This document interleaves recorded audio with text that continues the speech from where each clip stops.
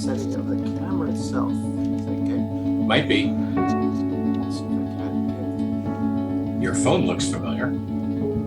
Huh. Oh my, my Same one. I'm staring at it. Okay. Pardon me. Everyone's good. Alexa, cancel alarm. Oh, you have one of these things you can. I'm not that high tech. I can't talk to things. It wouldn't work. Maybe it's in the settings of the devices or something. If I go. Oh yeah, you find it usually the webcam, whatever brand it is, has a little program itself that it runs. Oh, not this one. This one. Oh. Okay. Okay, cool. Oh, sure. Nope, not there. You will find it by the end of the show. If you keep looking the whole time, you will find it. That's wrong. Let's try Google my friend.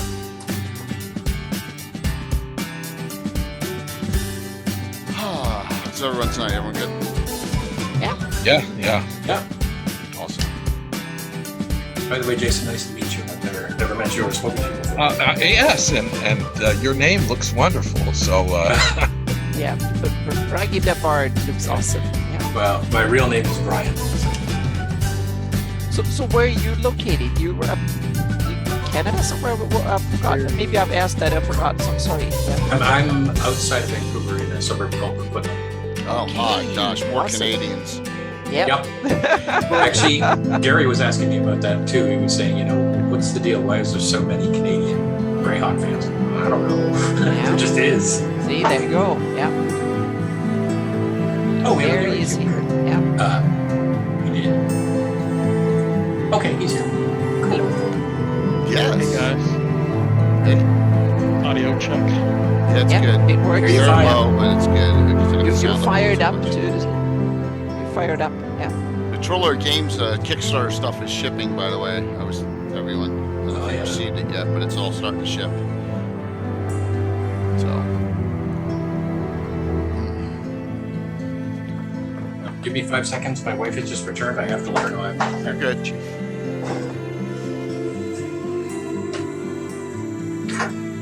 Before you go in here.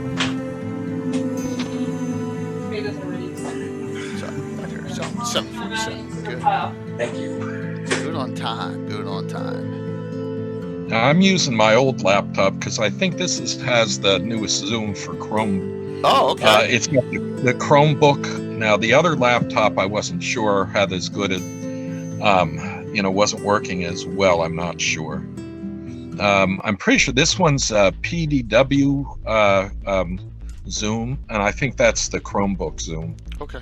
Okay. Well, it usually works like in 20-second intervals, and then you have to kind of keep your. So far, you're seconds crystal to clear, which is recover. good. Yeah. No. This thing for Chromebook worked out wonderfully. And then the last time there wasn't pauses like I had before. That's good. Yeah.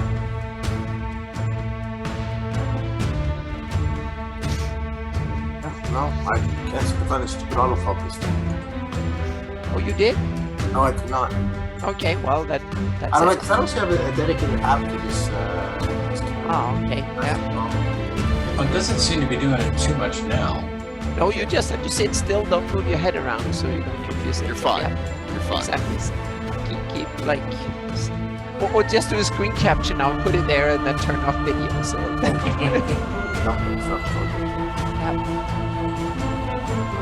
I'm checking. I'm Go ahead. I was just gonna say I'm dressed cool. It's still 87 degrees here, so I worked no out- air conditioning, no I fan. walked today at 3 o'clock today, Jason. Man, it was freaking hot out. Yeah, it's Yeah, about yeah. 92 Oh, here, man. I think, still. Yeah. But we've had a cold spell. It's only been like 80 for almost a week, and now it's back to 100 again, 110 probably soon. So we get some more summer. But it's been fall. It's been cloudy in the morning and nice, cool all day. So it's been awesome. That arena is coming. The arena you see now, it's coming for the Grand Melee of Altamira during Greyhawk Con. It's coming. Sweet. I like that. Build a Master Crafter's working on it as we speak. Now, does that come in pieces or does the one? Oh, big that's arena? in. Yeah, it came in. That's about 25, 30 different prints. Yeah, it's nowhere near as much as the Ruined Keep that I have, which is 200 pieces. You know, that big one that I've been using a lot. That one's a lot smaller. I mean, that's the biggest print that we've ever done was the Ruined Keep that we used on Saturday night's game. You know, so yeah. Yeah, back when I was first running, my very first adventure that I ran was, we made the B1 13 levels deep, but when we were running published, we just kept going deeper and deeper. And rather than do a different adventure, we just adventured there for a couple of years in B1. But the very first one I did was the D modules. Where I took over DMing because I was a player for G1, 2, and 3, and then I took up the DM role. And we used, one of the things I did was we had the players captured and sold as gladiator slaves. And all these little drow spots in the Underearth were these, like slave training camps like out of Spartacus. Right. And so we had a lot of gladiatorial fighting. We liked it so much. I think we played it for 7 or 8 months of gladiator stuff before we had a general slave rebellion. But we had such a great time doing the gladiatorial games. Thanks, Mike. I'm trying to get, I'm multitasking here, and I haven't hit a wrong button, which is really crazy. Normally I hit 8 wrong buttons by now. There's Blue Box raiding in. Thanks, John.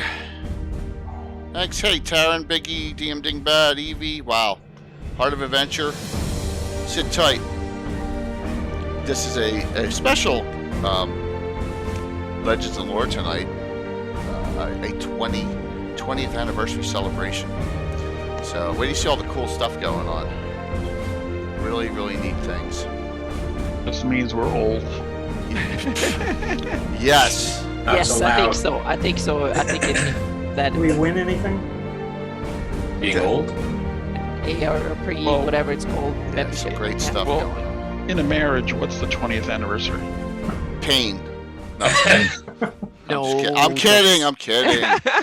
I'm kidding. Because 25 is silver, right? So I know my wife's not. I know Was it my like wife's not. copper or something then? I can get away with it. My wife will never watch or listen. So. Oh, don't say that.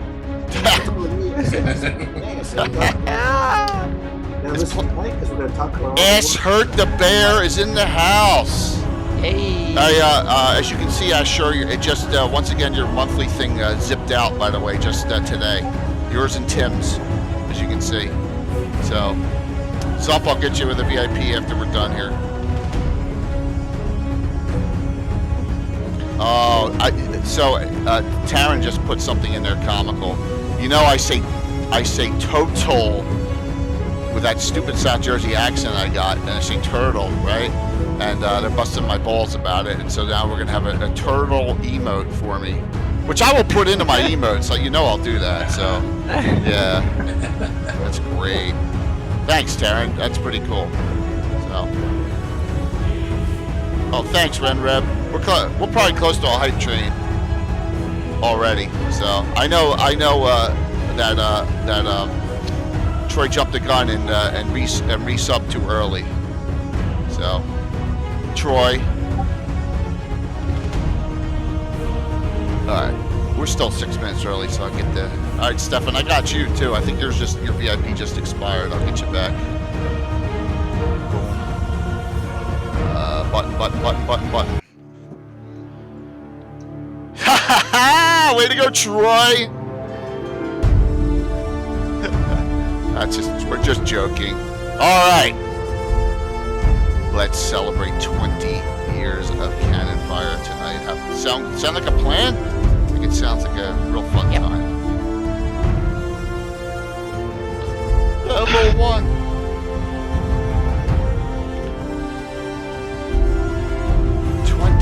Frickin' years. And you know what? That's not even half our life. Yeah. That's how old we are. Yeah. What's up, Von Walker? What's up? The Wayback Machine doesn't do a very good job with dynamic websites and saving. No, Yeah. it doesn't. Yeah. No, I Must be hard. Patrick, I got all the hardbacks for Greyhawk Con, so thank you. Just want to let you know. So searching around today, and I found Rob Rep's original announcement for TSR's AOL Oh, wow. presence. Oh my gosh. Yeah. Yeah, That's going back a ways. well, what is that? 93? 95, Monday, January 23rd. Thanks, weirdo. Wow. Let me flip it a screen so all those things announce. Well, Grey Talk was up already. Yeah. Yeah, I remember that. Good evening, everyone. I'm J.K. Lorcazumba, and welcome to. Oh gosh, I sound like freaking Dick Cavett tonight, don't I? Welcome to a special Legends and Lore.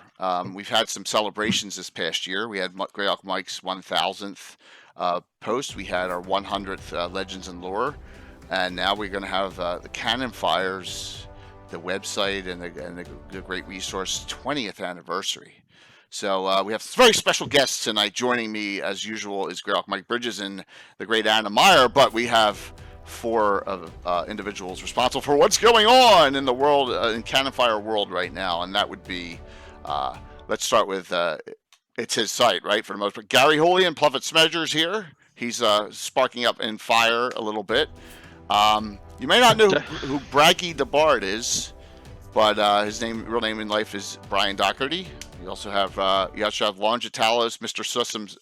Mr. Sewell himself, Richard Diola. Did I say it right? Oh yeah. I said it close enough.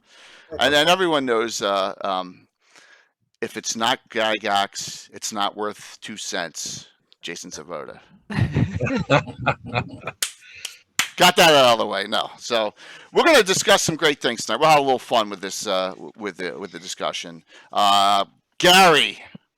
Congratulations. What are your thoughts? Just kick it off for us. Well, I wouldn't have imagined 20 years ago that we'd be here today.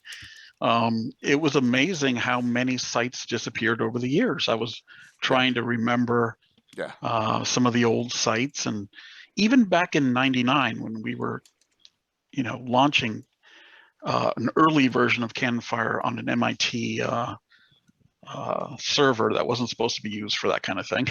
It was supposed you were to be going to MIT. Yeah, I was a student there, and this what was it? It was probably like a VAX or deck station or something, and it was supposed to be for climate modeling, and I use it to host for climate modeling. I use it to host my own website.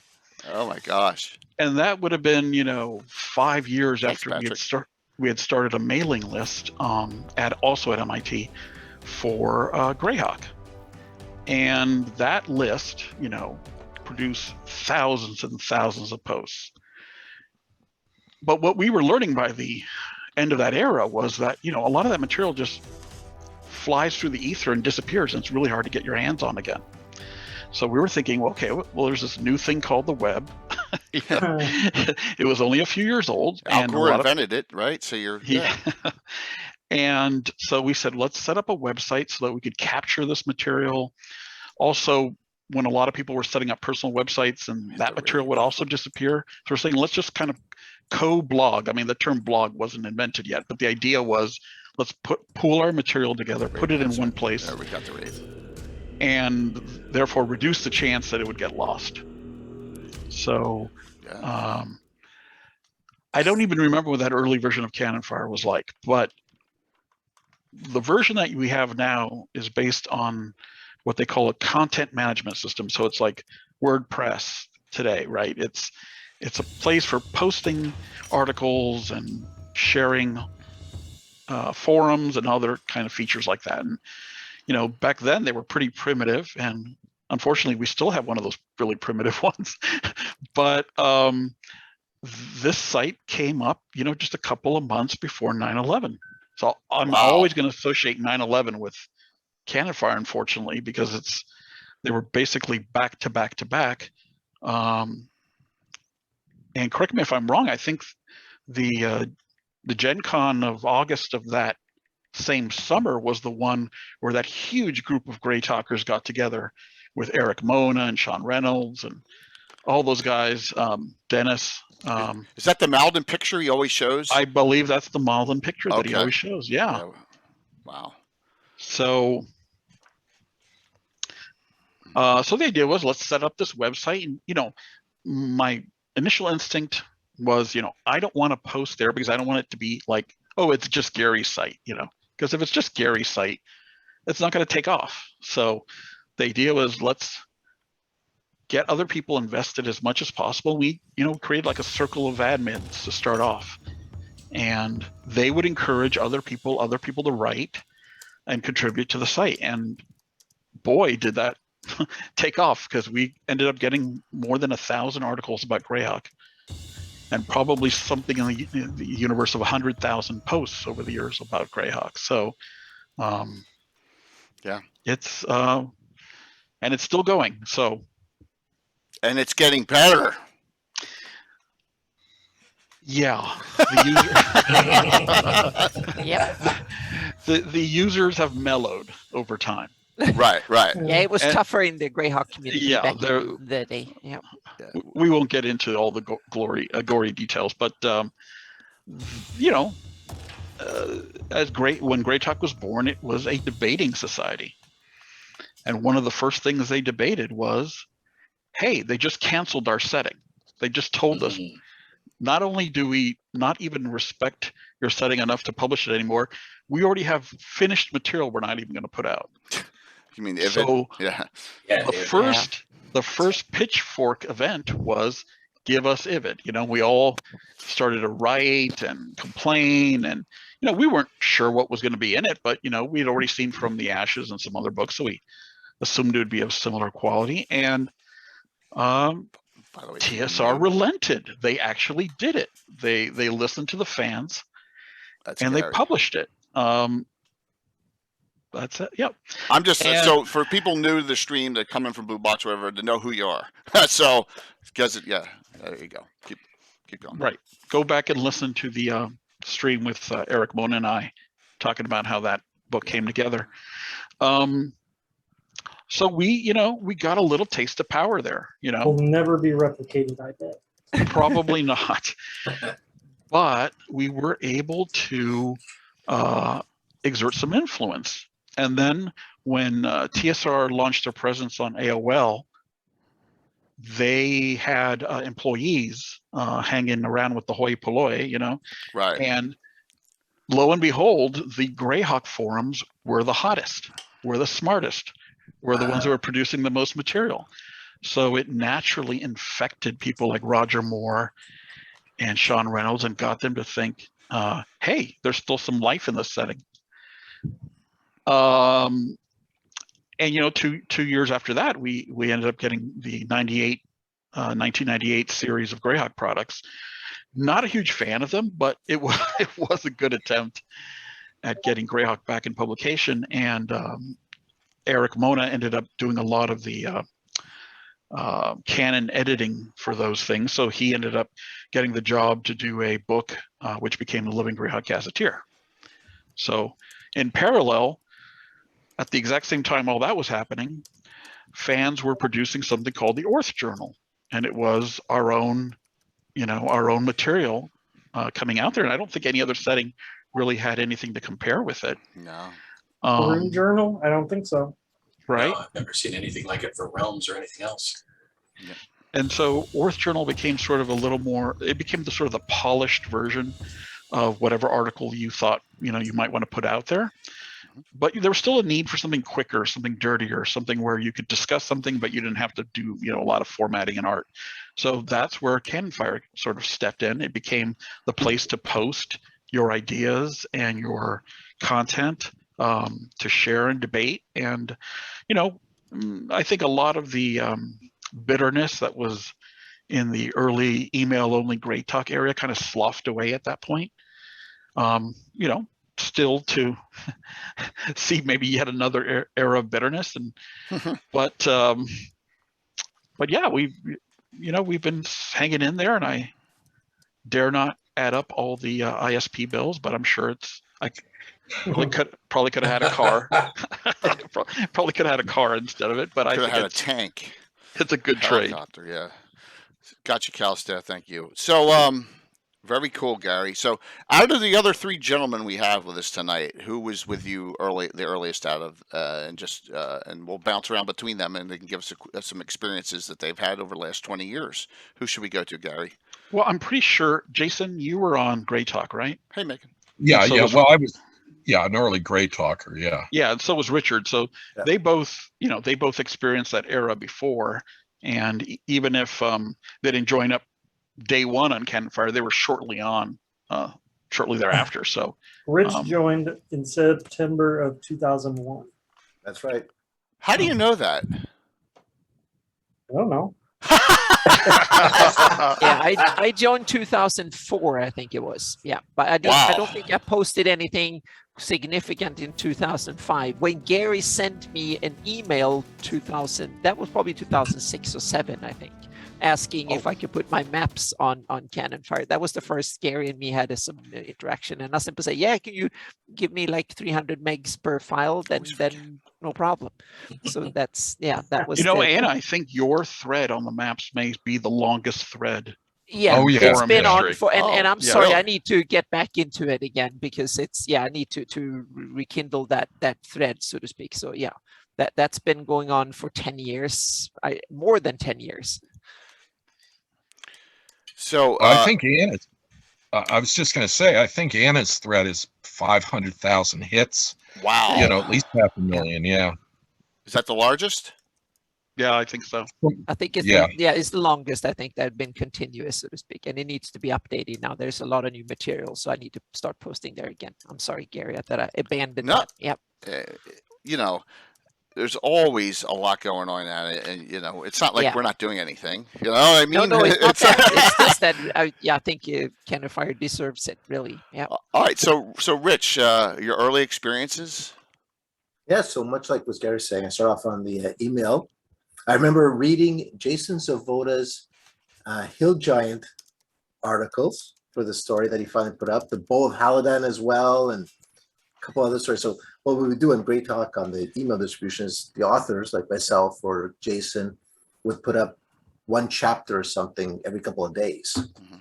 And I remember accumulating them all and storing them on my hard drive. And so when Canonfire came around, we quickly took all the stuff we had put in emails and we started just dumping them. So a lot of my manipulative views that I had sent out, in the late 90s, I took it and migrated them all as articles onto Canonfire. That's where those came from. Okay. Yeah. So yeah.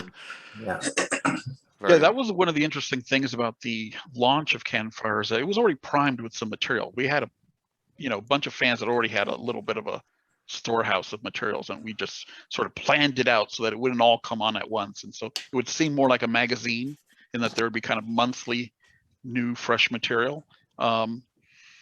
And I think we ended up getting trapped by that methodology because that's why Mike started his blog, so. Yeah.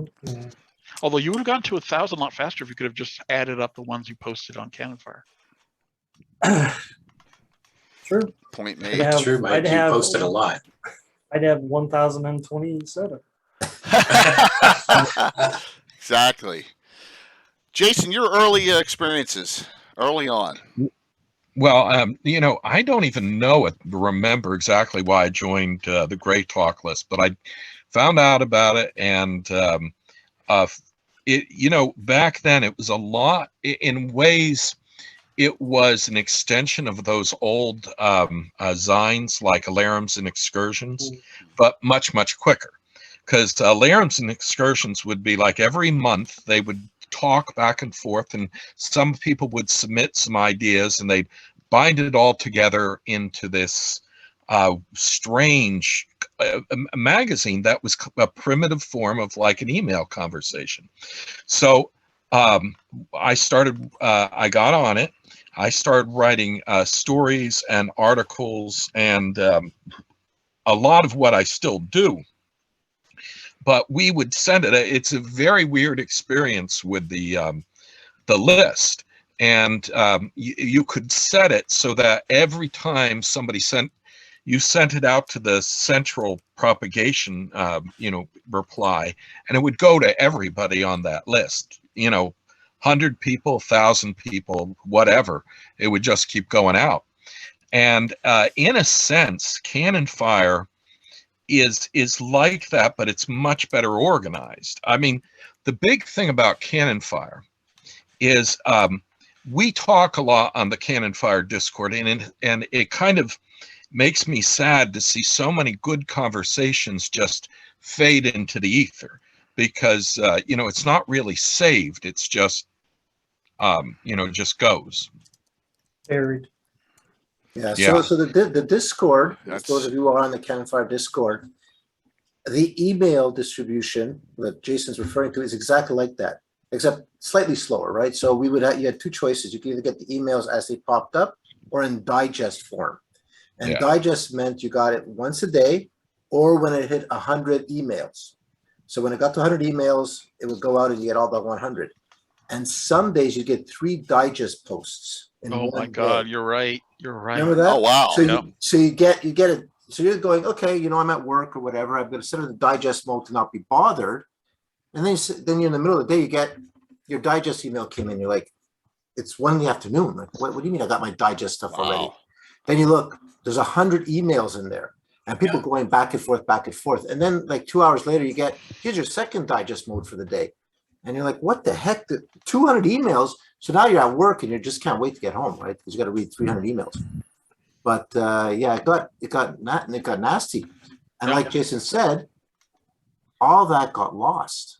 So when Canonfire came out as a website, we told people stop. If you want to do like Discord and send quick chat message or bounce ideas off each other, use the email. Right. But once you've got your idea refined, Yeah, write an article and put it up for posterity for everybody else to read later on. absolutely. So the email was to work kinks out, bounce ideas off of fellow authors and other players. But then when you're ready, you publish something on Canonfire. And, I've been trying to say that on Discord as well. It's guys, these are great ideas, but Discord, it's a waste. They go away. Like if you have a good idea, brainstorm around and talk about stuff, then submit an article. It could be a 1-page article, a 10-page article, it doesn't matter. Just submit on Canonfire. So a lot of people don't know what we're even talking about, I bet. Right? I bet you we have so many new people on here who do not even have not logged into Canonfire in their life. So I'm going to go to the front page real quick. Right. And then Braggy, Brian, please tell, how did you get involved? I came in as kind of your average rank and file user. Okay, I signed up on Canonfire in early 2004 because I was trying to put together resources for, I was trying to come up with what I called GUTWOG, which is the Grand Unified Theory of Greyhawk. And it was basically trying to figure out where do all the adventures fall, where's all the lore, what have we got on each of the areas. And remember, this is way back, right? So a lot of it wasn't as developed as it is now. And Canonfire had all these neat little snippets from everywhere, right? People's ideas. And I rapidly realized, oh, these guys aren't sticking to just canon. They're going all over the map. This is cool. Let me see. I wrote a few small articles, posts, things like that, but I was mostly the person who was watching and learning and using things. Right? So I'd be more like the average Canonfire member who just goes, that's my website. I want to go there. It's here's the front page of it, and it's evolved, and there's a lot of really fantastic things on here. I was always wondering about this right here, Gary. You put up this because when did this come out? It came out in like the early 2000s. Yeah, about 2013, 14. Was Yeah. it that? Was it then? Because I think I got it Yeah. off of the Knights and Knaves site. Jason, did you put it up there? I thought Well- I got it off of some other site. The Canonfire Chronicles.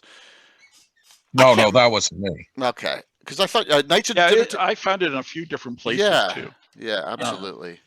So So you got to remember that the OJ used to be hosted on Canonfire. That's right. Okay. North Journal. okay, So for many, I don't know, up to maybe number 19 or 20, it was on Canonfire. And then as a community went through this lull, I guess we all had kids and we got married and, the hobby took second place. For some reason, children took first place over the hobby. I still don't believe why I did that, but it happened. And so we stopped submitting. So you could go a month, maybe, a year, maybe 2 years between OJs. So this thing kind of filled a gap in there at one point. Cool. You've fit a lot into here, which is really cool. You have, you got Malden's Greyhawk Online, you got my Twitch, you got Anna's, so you got your Jason's Greyhawk Reborn. I mean, Tommy John Kelly's, David Leonard's, and Mike's at the bottom because Mike is inactive right now. So you're at the bottom. I think the spirit of Canonfire has always been about promoting all the other fans who are working on Greyhawk, because it's it's a community, and we all benefit from that. And I have been known to push a few fans into writing material, to get them to develop stuff and have that redound to our benefit. So yes, we know, Gary. But that's the way we make all these connections. I mean, Eric Mona would not have chosen me to write on the Living Greyhawk Gazetteer if he had not read thousands of posts by me on Grey Talk, and he said that guy knows his Greyhawk, and he's not as much an asshole as that other guy that knows his Greyhawk. Yeah, that was certainly it. So basically, Gary didn't write that much, but that not being an asshole, overcame all of us at those days. Well, back then we had Gary Gygax on the list. We had Roger Moore. We had Sean Reynolds. But unfortunately, we couldn't control ourselves. So we behaved like assholes as a society. And, a lot of those guys were like, I'm not going to put up with 300 posts a day by a bunch of jerks who are telling me how I got the 9 demigods wrong, So slowly they started to drift away. And unfortunately, by the time Canonfire came out, they had all moved on. And we basically just had Eric Mona as our liaison to the company.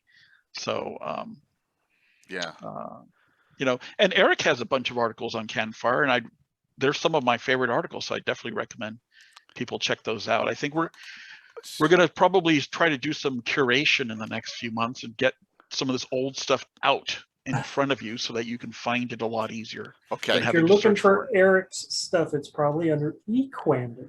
All right. So this is what I want to do, because I still don't know how to get around on this site because there's so much information. So I want to find Eric Mona's articles. What do? I go to articles up here.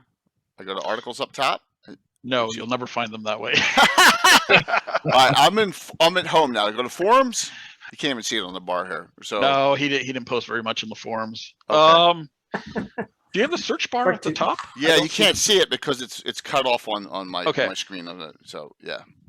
So this is what I do. I'd go to the search bar, and then I'd think of one of the keywords in Eric's best articles, and I'd search that. Okay. And then boom, I would. So I can't search a Quander? You can. IQUANDER? IQ. But you're only going to find it because he sometimes signed off his articles with that word inside the content. You wouldn't find it because it's not searching on the name. All right. Here we go.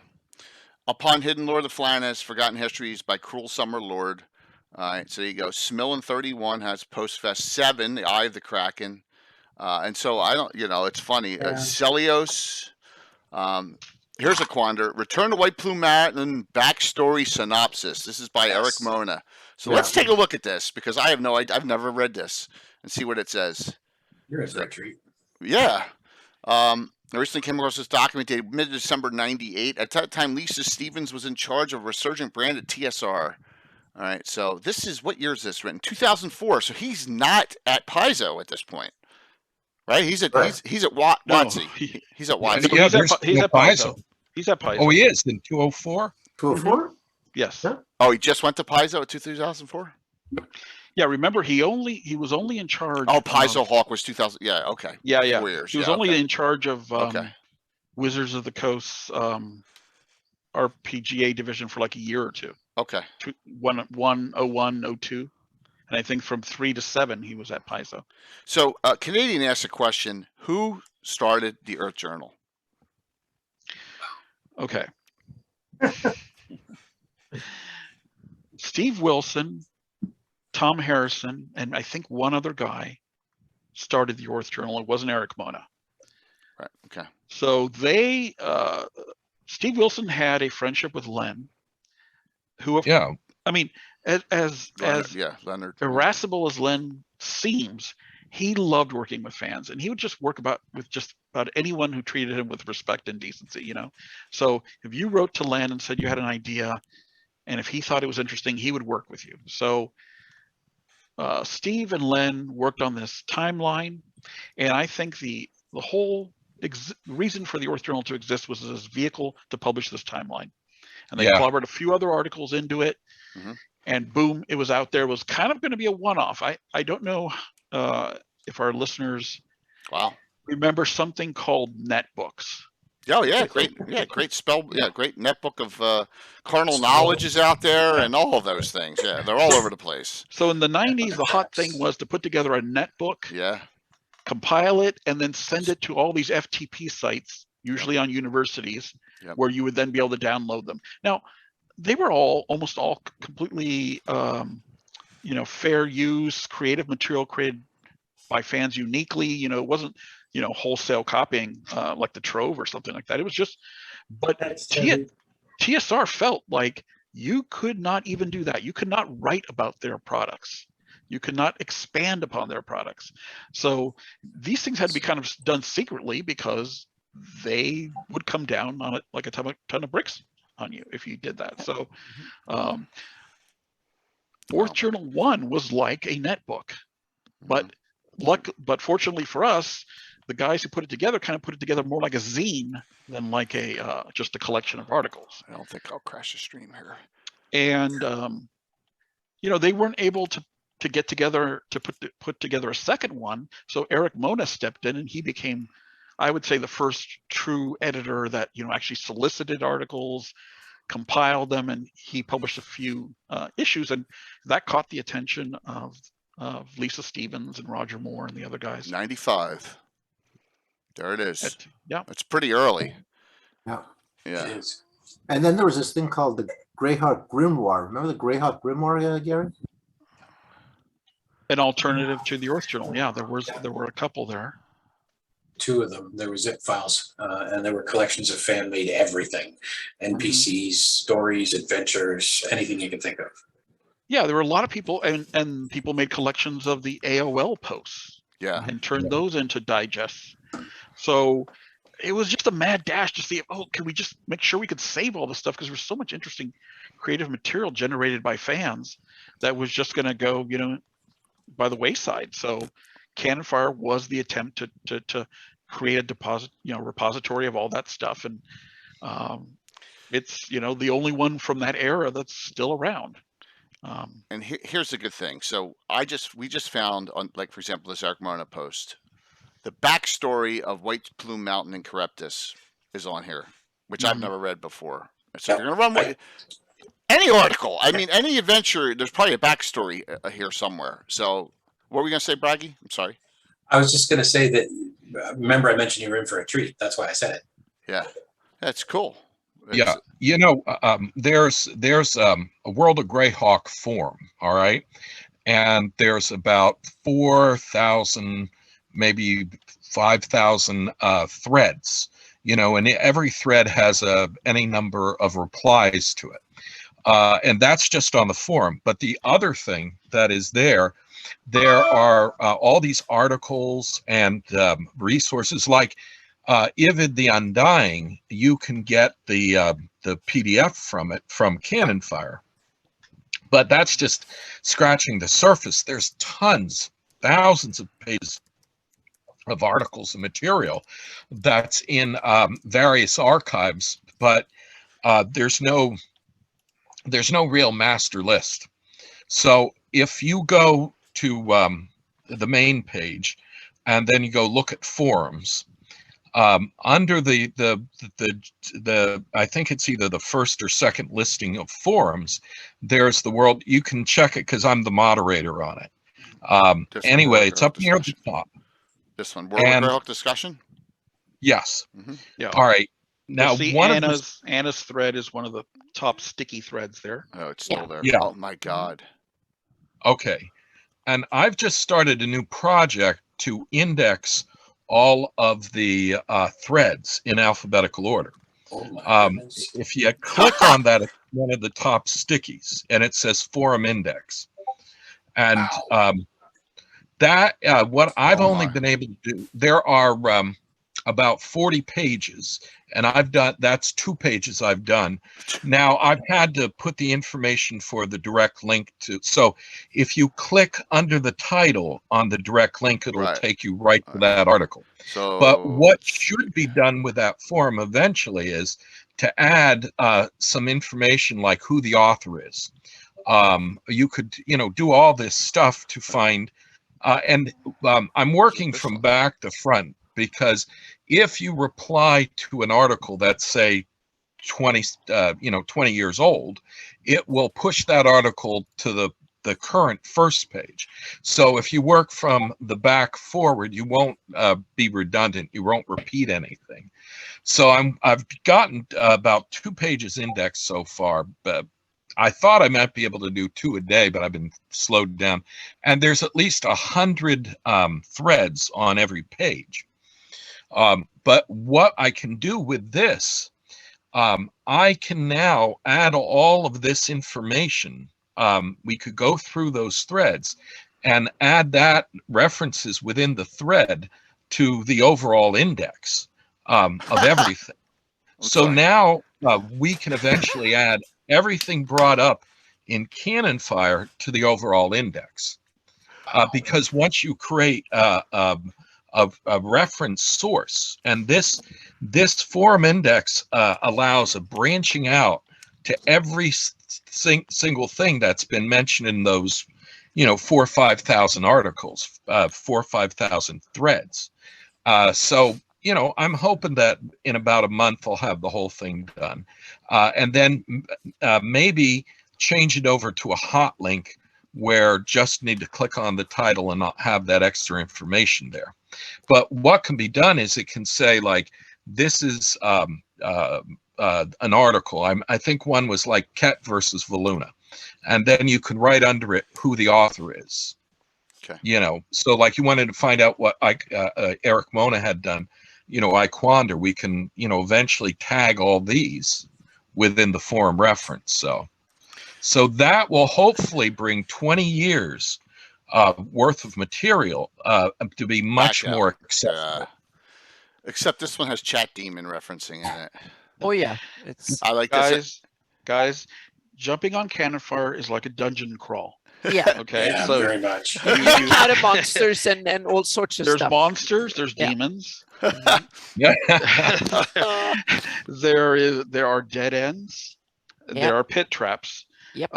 But if you navigate it, you will find some cool treasure too. So, Mhm. Gary, you forgot to mention that there are also fairy dragons that sit there and go ha ha every time you make Yeah. a Yeah, mistake. it looks like it.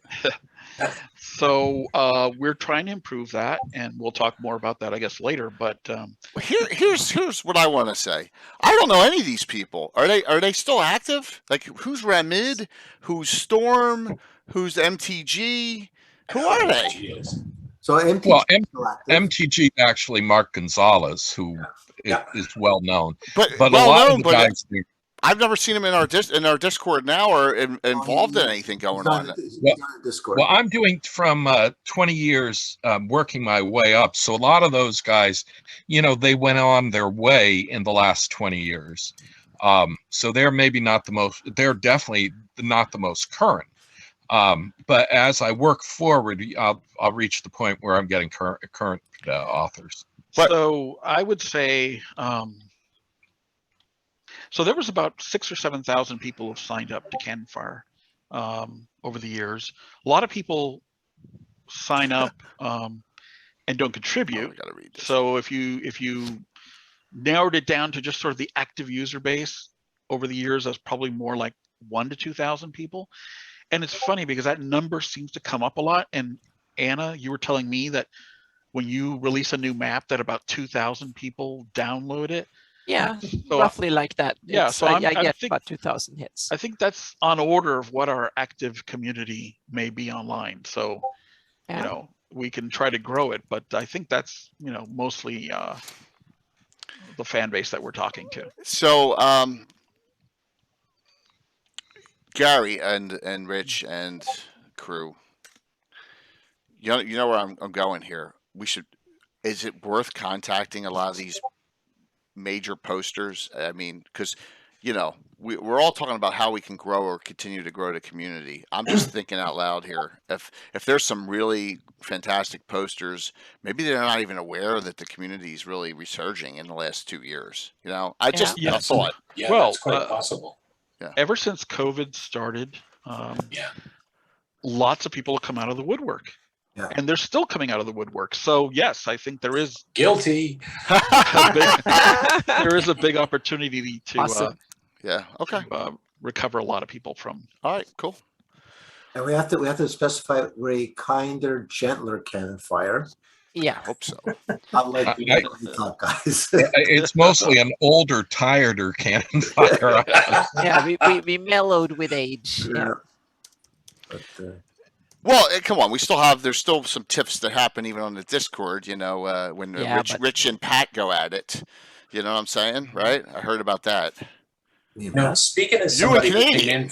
came in from the trenches. Oh yeah, no, but we weren't going out. I know you're just having fun with it, but still, it's not like it's not all roses all the time. But there's Rich. I mean, Rich and I were having a discussion about the number of military age men in the Grand March, and we weren't giving ground on each other. I mean, so, you know, there's definitely a sense in which, you know, you still want to not impose is definitely not the right word, but you want to convince people that you have a good take on something in Greyhawk. You want people to you know, use your material. So I think you put it out there and you try to do the best you can, and if people like it, great. There's a synergy there. But can I throw something in? Yeah. Please. I was about to say, as somebody coming in from the trenches, there is one other thing that kind of keeps the apparent group of people small, and that is, you're going to laugh, but the word is awe, A-W-E. When I joined Canonfire, I was afraid to post because I see all these people talking about all of these subjects, and some of them get right into them, okay? And they can go right down to the witchness of why on everything. Right. And you look at that and go, I've got the box set at home and that's it, now what? Yeah. Right? But at the same time, when you go out and you reach out to people, right? In channel over on, basically I've been running into new people and they'll post something like someone posted a little while ago, oh, I want to update this to 5th edition. Is that sacrilege? And I'm like, sacrilege? I saw Why would it be that. Sacrilege. No, Yeah. it's not. It's great. Well, what people didn't see was I went and did a direct message with that person and said, here are indexes of everything you're interested in about that particular one. He was asking about Lindor Isle, I believe. And I said, here's everything I have. Okay. And you can ask any one of the people in this channel and they'll give you the same kind of help. Right. That's a big difference today from where Canonfire originally was. Yeah. I think that You can ask now. Yeah, because of the Discord. The Discord enhances the Canonfire site. Because Absolutely. It's instant Yeah. questions Yeah. answered, and there's always someone on. And it seems like everyone wants to be helpful. Go ahead, Anna. Yeah, I was gonna say, I also think that things what we're doing now, like in Twitch and stuff, we become people, and we're not just like someone who's supposed to know everything, or at least write like we know everything in a forum. This makes us more personal, and I think that things like Twitch and YouTube and the modern web tools and Discord and whatnot actually makes it more inviting to come into the community. Hopefully it will be so because we want more people, and we are friendly, and we love to have new players and new members of the community. Yeah, we need the community. You know, I've been talking a lot on what I'm doing to try and reach out to bring in younger players. Be honest, bring more women in. Right, I'm making that attempt from the Twitch area, but we gotta. I think to bring in some of the old schoolers. back would be huge, whether they're grumpy SOBs or not. You know what I mean? So, but that's a decision everyone needs to make on that. Whether it's a new era, right? It's a different era. Got it. So, Yep. so I want to just address something that Alderon just mentioned about he tried joining Canonfire and he had trouble. There's a glitch with the sign-up process, the website. Remember this. So if you have trouble creating a login name or joining the Canonfire website, come on the Discord, send a quick email to, well, any of us who are on, and let us know, and we'll arrange to fix it to get you access to the site and give you a login. Okay. Then you can post in the forums and you could post articles and whatnot. So yeah, it's a known bug. So it's an older back end, so there are some bugs. So just get on the Discord and ask for help, and somebody will sign you up. To back that up, I'm here to tell you I suffered from that glitch when I first signed up. I got past it, but yes, you sometimes need a little help. Yeah. So, and Oren just says, I was born in 82. I didn't get to experience the game in the 90s. Well, let me tell you something, Oren. I mean, we have participants, I can think of one or two, that were born in the 90s now, or the 2000s now. Because Stella's on there occasionally, and she's chatting in there, and she's, so there's a lot of the younger players are starting to come in, which is a good thing. So, I like to do this as we're chatting up here. Give me something you love about the site, and we'll go to it. It could be something we just done. It could be something old, new, braggy. Go first, Brian. What do you want to? Oh boy! Come on. It could be some of the new stuff. Just tell me. What would you like to show? Let's show the site off. Find the cities of the Flanness. I'm right here. Or cities of Ors. Sorry. Yeah. So a little caveat on this for people who've been longtime Canonfire fans. You're not idiots. This is new as of a couple of days. So don't be surprised if you've never seen this before. It has a serious omission, though, that I'm arguing about and complaining about, but that's okay. This is a brand new thing. So go ahead, Brian. Now, go ahead and find, what the heck? Find the city of Roxas, Ruaxes. It's got to be over here. There you go. Yeah. Boom. Maps. Wow. Everybody click on one of the maps. Wow. Frickin' A. Mm-hmm. That is pretty cool. That is probably my absolute favorite part of the site right now. I love this. That is super cool. Could have used that 20 years ago. Yeah. Yeah, really. Oh, God, yeah. Yep. Really. 10 years And ago. Gary's been basically telling me that he wants any version of the map. So if it's Canon, Fanon, who cares? Put it up there. Yeah, absolutely. Any map you could think of. And it can be as detailed or as undetailed as you like, as long as it gives you something to work with and might be useful That's for you. an open invite. Yeah. So Jay, check out like City of Greyhawk or Safeton. All right, let me do. I'm going to do Highport. I want to see what, because the Highport Not maps there are yet. the Highport maps and Slavers are pretty average. Pretty sketchy. Yeah. All right, how about Safeton? yeah. Safeton. So, Oh, okay. I Remember, saw we're this still- one. Oh, look at that. Who did this? Who did this map? Ooh. I know Gary was showing this the other day in the Canonfire Discord. I'm like, wow, that's a good map. It is. Gary, do you know who did this, or did you just steal it? I didn't feel it.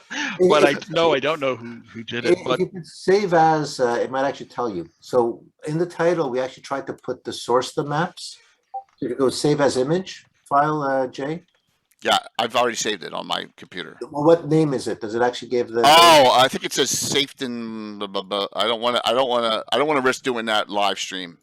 Yeah, Oh. so it didn't come up with a number, a name, or anything. Here's that's the Slavers map. Yeah. No, that's from the Ashes. That's the From the Ashes map. So as a general rule, what we're doing with those maps is when people submit to us, we'll put the name of the city, we'll be saved it, and in brackets we'll put From the Ashes or Fate of Istis or where it came from, Living What did you- Greyhawk. or fan based. All right, that's cool. That's cool. So as a general call out to everybody who's listening, if you Stolen from a Forgotten Realms book. Wow, you guys. So is it only 2 maps max?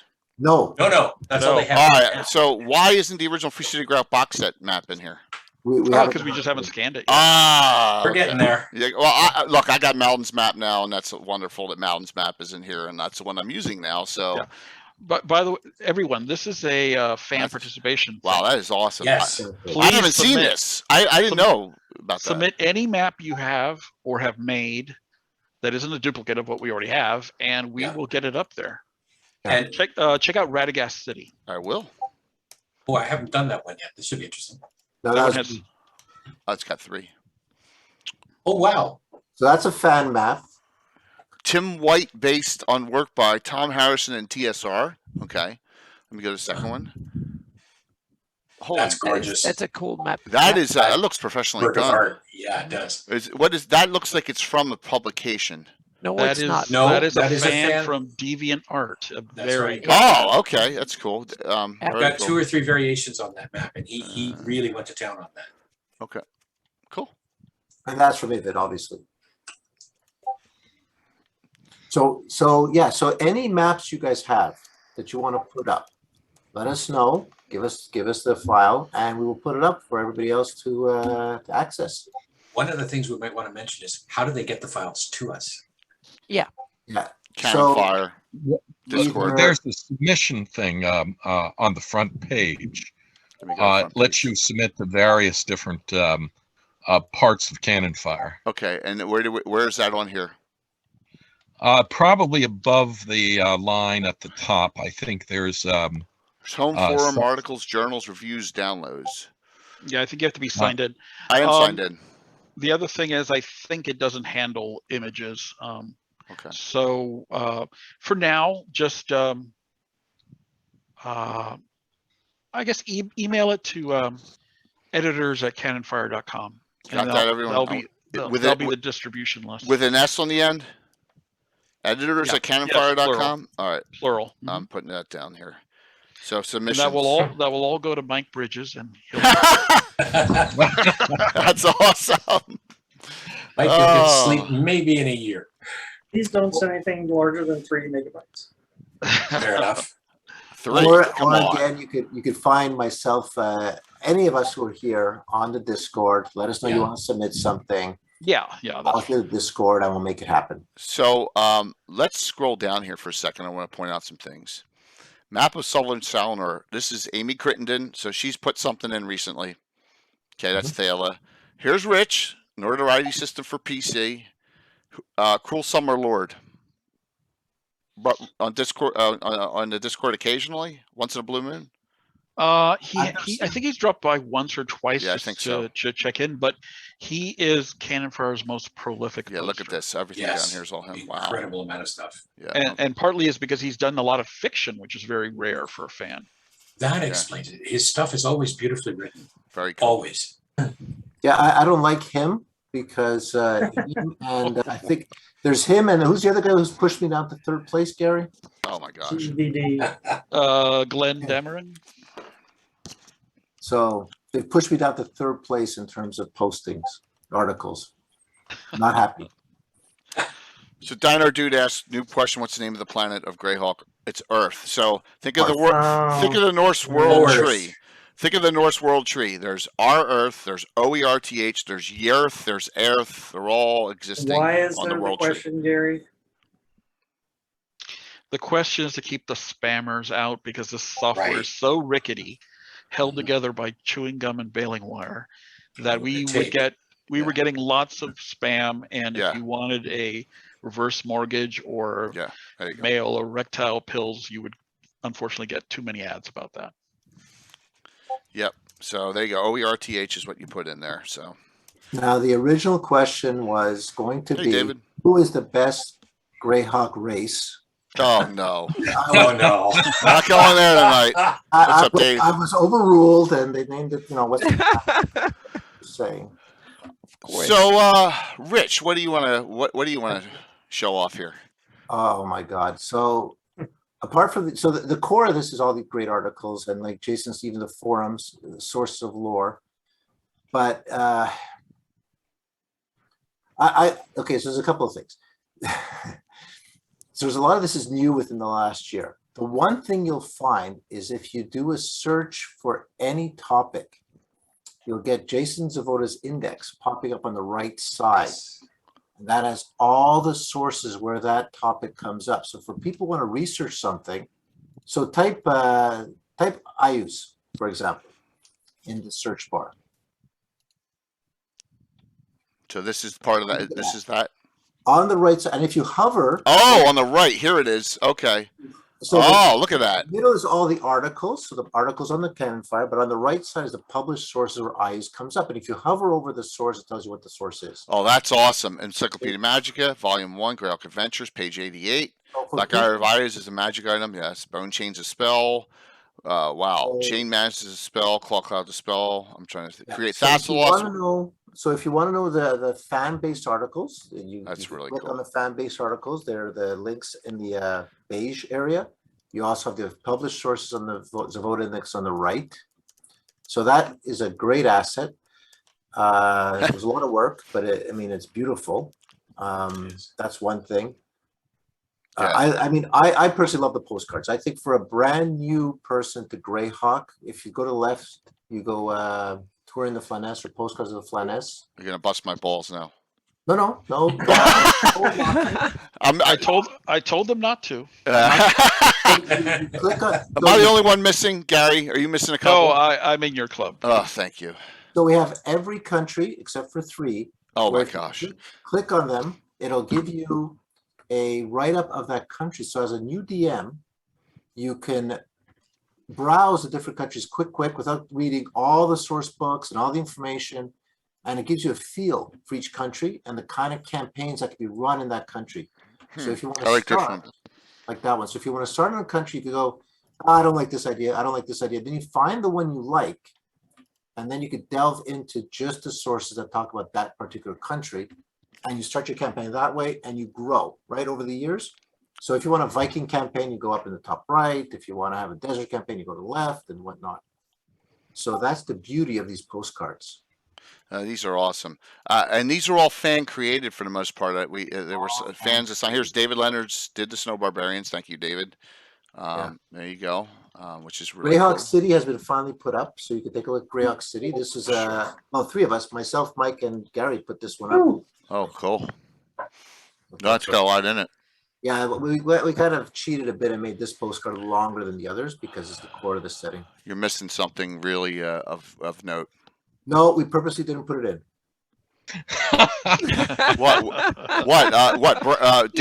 Brian Doherty's adventure. Oh, I thought you were going to say Doom Grinder. Oh, that's good. No, I'm talking about a case of measles should be in here. Okay. Yeah. Yeah, there you go.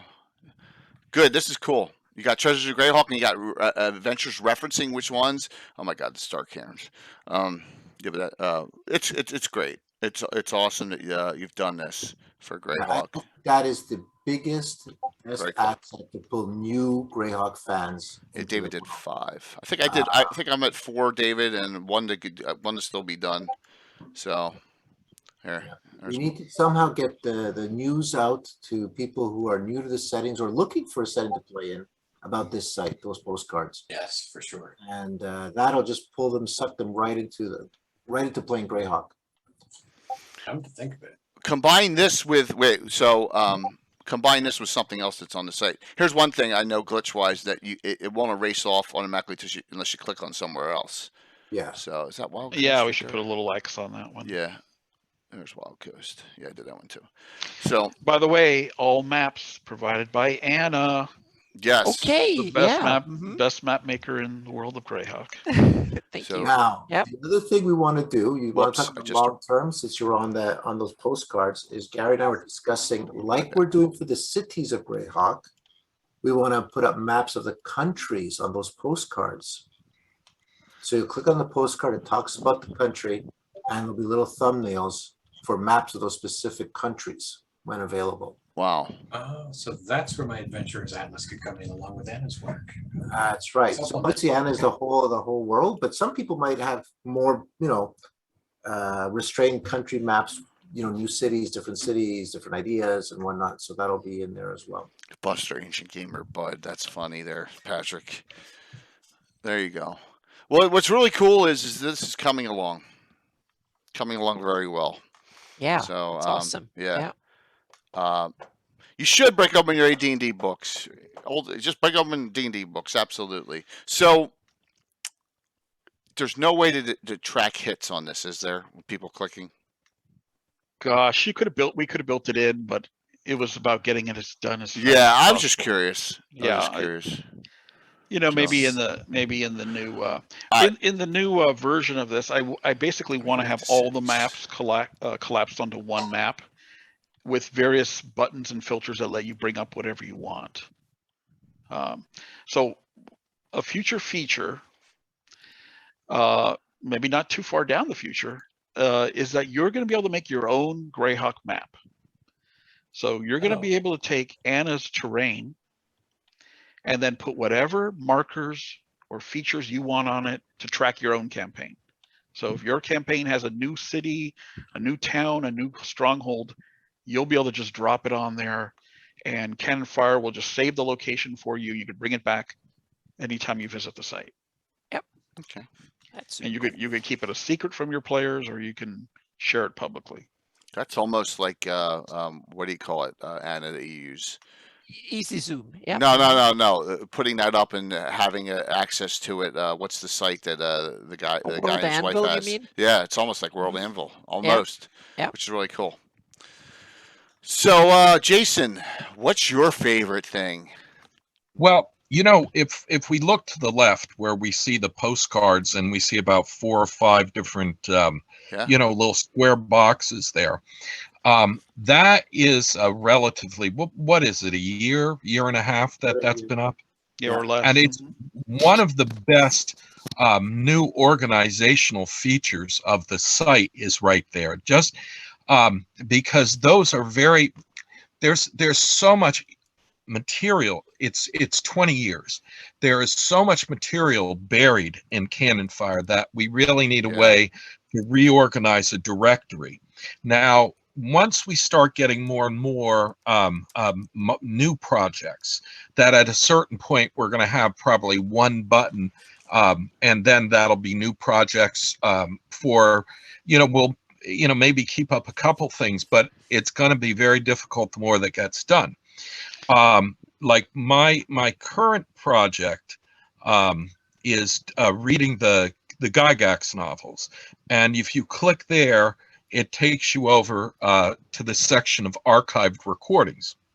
Yeah, so but that's like the Jay-Z reads the novels. It's not Jay-Z the rapper. It's Jason Zavoda. Just to make sure, people get confused. You see it, Jay? What's that? Yeah. I was just, I'm interested. I just wanted to see who had logged in the last day.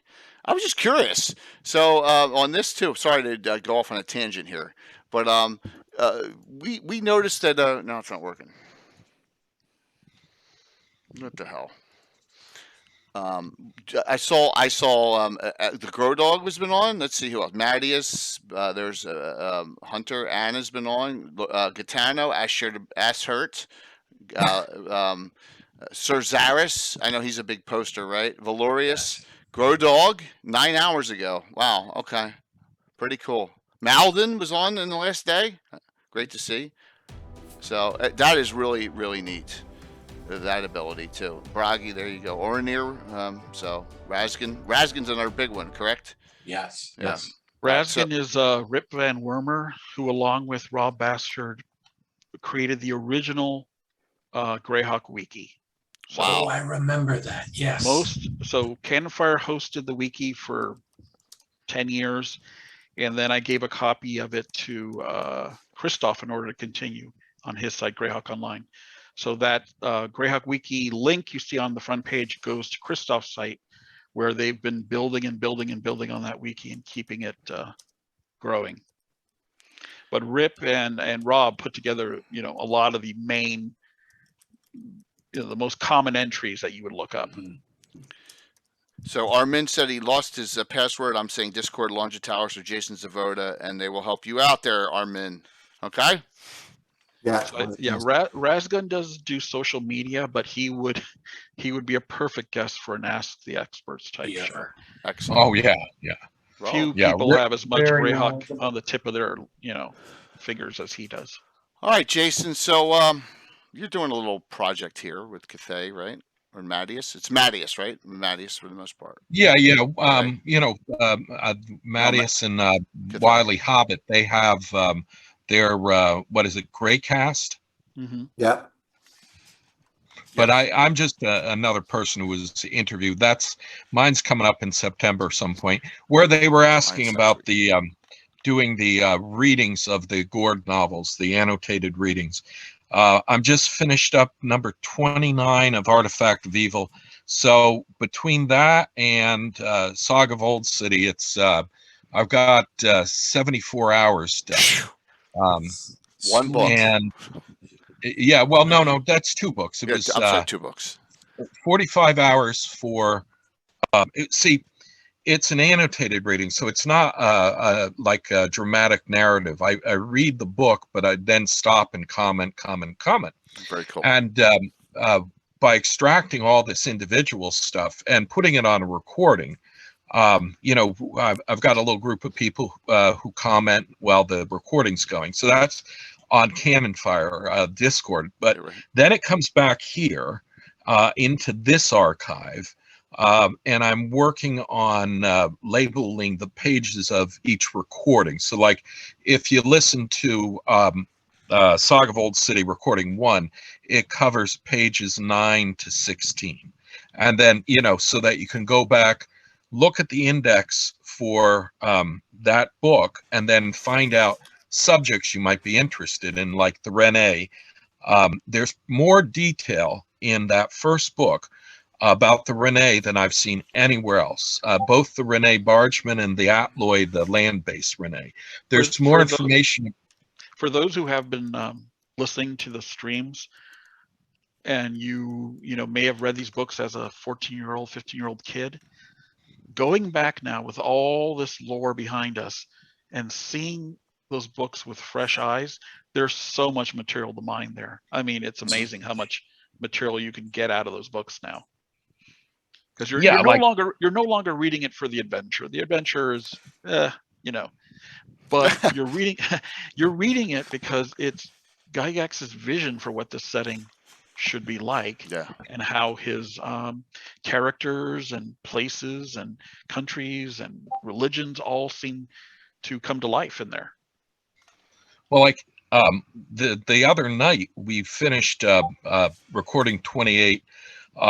Probably around page 280, and I've read these books about 7 times before, but this time through we're going line by line to just extract as much information about lore, about the relationship to role-playing game descriptions, and about the story. And we discovered a god of the bugbears that was just tossed in there, and I'd never noticed it before. Not Hurugrik, another one? Whoa. One different than Hurugrik. Oh yes, its name is Fushik or something, and it's a definite reference to a bugbear deity, and I'd never noticed it before. Wow. And I've been reading this book. The book came out in '87. And I first read it back then. I've read it about 6 more times after, and this 8th time doing this. Now, reading these books are 352 pages, and it would probably take me 8 hours to read the book. But like Saga of Old City, the recordings are 45 hours. So all that extra time is commentary. It's okay. That's actually a good thing, Now, the thing that I can do, because it's on Canonfire, is I can do all this additional material that adds to what the book information we're extracting. And it's like the business of any time we can reference something directly, then it can be added to the index. So there's so much material here that's just going to be like searchable reference material. Now, I'm particularly, proud of this work, but I will say one of the features of Canonfire, if you go back to that front page, are the journals, and I love doing the journals. Okay, so tell me which one you would like for me to go to. Give me a journal. Well, you could. All right. A journal now, entry here? All right. Yeah, No, at you're the looking top, on at the the front. top, there's this thing called journal. At the top in the top bar. Journals? No. If you but on that page where the home page, yeah, my journal is the one in the corner, the upper right, because Braggy's got one mine's here. All Not right. much in mine. Okay.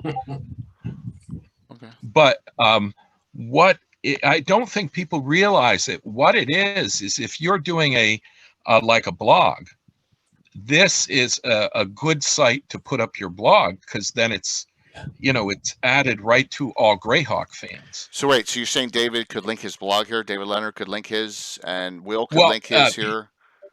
Well, he could link his blog in other places, Right. but right here you can put your actual individual blog posts there. If you go to the front page. Okay, so front page, the whole front page of Canonfire? Yeah, go to the home page. Yep. Flip. There we go. Okay. All right. Let me refresh. Latest journal entries. Yeah, there's a little picture. And go to the one with the big dog and click on that. Mm-hmm. All right. Now that takes you, it takes you to my, what's going on in my journal. And this was what I would have put on my old blog site, Hall of the Mountain King. Okay. And that is just anything. It's just a blog. It's just a journal. Right. So it's one of the things I really like about what's a recent addition to Canonfire. Like there's that, like that is like a series of posts I'm working on, converting Night Below to Greyhawk by adding it to Temple Elemental Evil. Oh, okay. That's my verbal block. Okay, got it. Yeah. So, interesting. Yeah, and it's just exactly the same thing I would have done on a blog. Much quicker than getting some posted on the front page. Yeah. Well, that I didn't know about it. I didn't know about there was just beyond that there are multiple bloggers, which is really cool. Mike rolling a crit.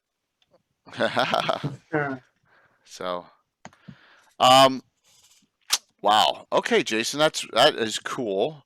But a regular blogger could copy their blog and still put it in here too, right? Yeah, and one of the reasons why I switched over from Hall of the Mountain King to do Hall of the Mountain King here is because it was just so redundant. I was putting it up on Blogger. Blogger is in the rechanging itself and losing a lot of features. Probably seems like it's going to shut down at some point. And I figured might as well put might as well put it right up here on Canonfire. I was doing double the work anyway. So what I really like are we've done a lot of new features. Rich has a bunch of stuff up there. Braggy's working on stuff. I'm working on stuff. And it just shows that we can do these organized projects. And then there's also the Postfest projects that have been going on. Well, which are part of the forum. So I'm sitting right here on this announcement: Postfest Greyhawks Underdark, Friday, February 19th of this year. And so let's see what this says. Well, we're still in the same year. So how many pages is this going to be? A little under 100. 100 pages of content. Mm-hmm. Wow. How many different individuals do we have for this? And by the way, about a dozen. Okay. I appreciate that. Inspired by the fundraiser topic, Underdark Uprising. It's really cool. So I know we're going to have some good content. Do we have a date for when this content will be coming up? We're really hopeful it'll be September. Okay, so before the con. Before the con. Okay. That would be a nice thing to show off at the con. Yes. For sure. Yeah, absolutely. During the SD Experts, I think that would be really cool. Is that Postfest downloadable, or is it all on here? Like like No. We're so this would be our 19th Postfest. The other 18 were handled in a different way. They were Okay. essentially just regular articles to the site, but collected together on a theme. Now, this thing is also collected on a theme. It's going to be the Underdark, but we're going to try to polish this up and take our inspiration from things like the Earth Journal and Canonfire Chronicles in order to really make it like almost like a publishable book. And if the economics of it work out, we'll give every contributor a hard copy of it too. That's awesome. So that's exciting to wait and see that come out. I'm looking forward to it. Absolutely. It will be one of the big things, I think, in the next few weeks. All right. Very, very cool. Anna, you've been quiet tonight, which is really I'm really just crazy. enjoying the conversation and looking at things. I've been looking at that website, I guess, almost on a daily basis for 20 years and almost, and there's still So, new David, things to be discovered. So it's awesome. So this look of the site is not the original look. It's only about 10 or 12 years old, and it's basically inspired by the '83 box set, and it's done by our friend Brian McRae, who did almost all the art. Yeah. And he goes by the name Cebrion on the site. He is the main poster of articles on the front page. Okay. And I have one protest though, and that is that you can't upload images to the site. I know, it's so old that you can't upload images. And the problem was that I had to upload, and that one of the tedious things. I had to upload the image somewhere else on my website or something, get the link from there, then go and write the post and put the link in. That's that and was it's not just images, and I couldn't put my Excel sheets up. I had to. Yeah. So that's my big caveat. If you can only have at least have like a thumbnail, like 1 megabyte picture or something, would be a tremendous help. Well, I want to throw in my 10 cents worth. I collect up fan modules and post them to Canonfire for archiving so people can play them. And same process. You know, these modules are formatted. Some are in zip files. You got to have some place to put them. And there's all these broken thumbnail links in my thread on Canonfire. That's because Dropbox changed their because I put them on Dropbox, and then you can just link to them, and it worked. Right. And then Dropbox changed it and broke all the links. That forum is that post is 15 years old, Anna. Exactly. Yeah, it's been there since. Sorry, it's a sticky, but it's been here since 2006. Yeah. That's when I started. I went on. I think I created my account like 2004 or 2003 or something like that, and I posted I think the first time 2005, and then 2006, and then So those were. So Canonfire is where Mike laid claim to Ool, and he's right. He's become the master of Ool. Yes, that's right. And I am his odd apprentice, and you could spell odd ODD. So let me tell you about that. So I joined in 2004, I think it was. So what was that, 2 or 3 years worth of articles already on that site? And you go into the Grey Talk chats on IRC on Thursday nights, and everyone's talking about the Sholdamar Valley and whatnot. And so I'm already wheels are turning. I'm like, I gotta stake a claim. I gotta start writing what hasn't been written about. That's how I ended up on Roll. I think within 3 months of joining Canonfire, I first started. Very cool. I mean, as you look at this, I mean, this is 2006, and Yeah, those are early days. So really to speak, early. In a way, yeah. There's Cebrion. That's when my effort went from my private campaign mapping just for me to actually start mapping for others as well. So the first 10 years I mapped, I never thought anyone else would use my maps. And then I realized I'd start putting them on the internet, and I did, and it kind of exploded from there. So yeah. Well, that's the great thing about Greyhawk fans. It doesn't really matter where you come from or what you do. You give them a little eye candy or brain candy, and they will follow you. So yeah, Mike posts something amazing on Ool, and everyone, basically says, "Hey, this guy knows what he's talking about," and Ool is, his playground. So little by little, you build up a community where you have so many people working on so many aspects of the setting that the entire whole becomes greater than some of the parts. For the Greyhawk person who goes, there's not enough adventures and modules in Greyhawk. I don't know where to go. I just, I got the A series and I got the G series, but that's it, right? Well, that's not the case here. So let's do this. This is like the coup de grace here of showing things. Let's go to Adventures in Greyhawk. This is all. I mean, this is so unbelievable. Come here and scroll now. Who compiled all these? Was it Rich? Was it you? Yeah. These are Dungeons, Dragons, third-party resources like Carlos's, Base Adventures. Am I missing some stuff here?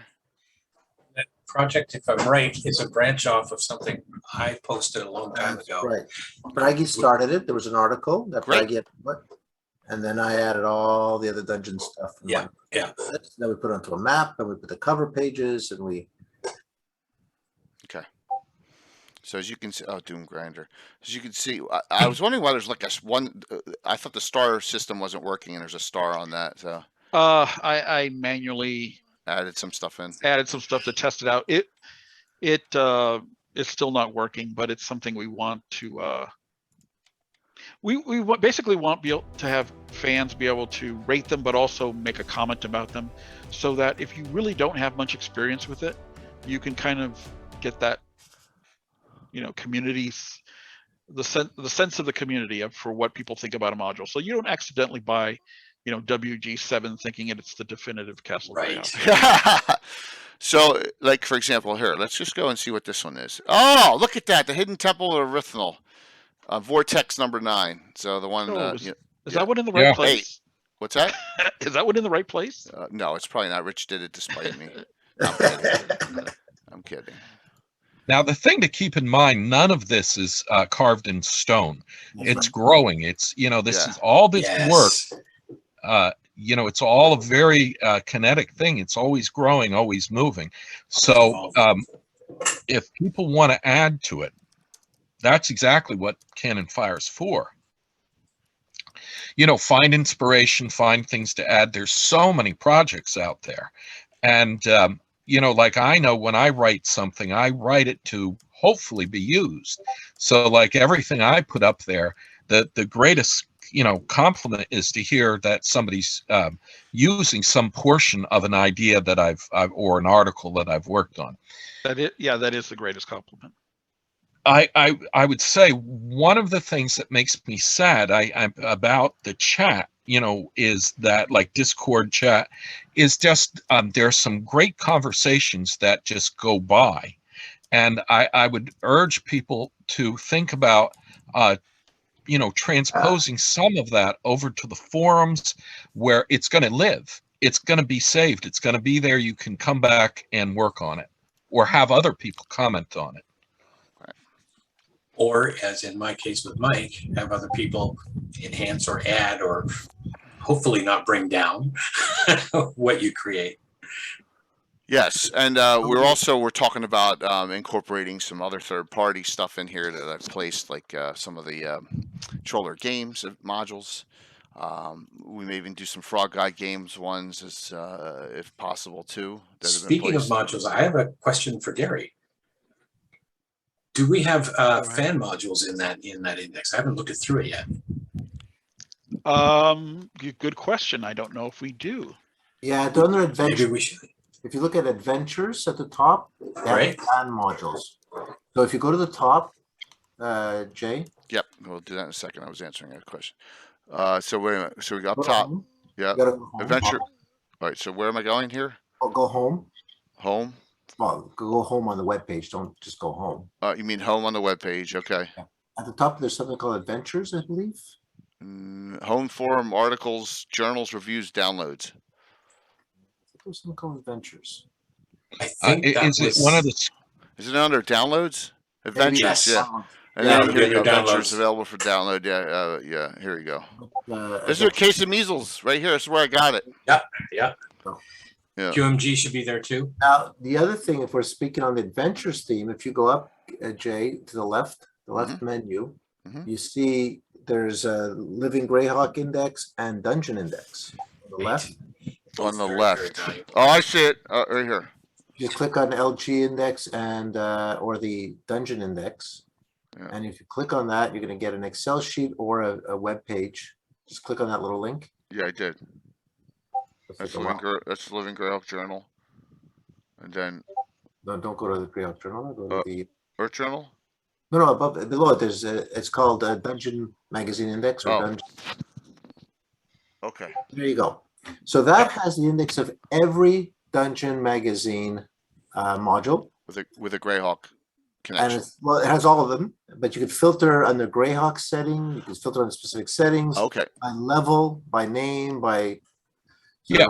Oh, this is every module. Okay, every wow. module ever See- written in Dungeon Magazine. Wow.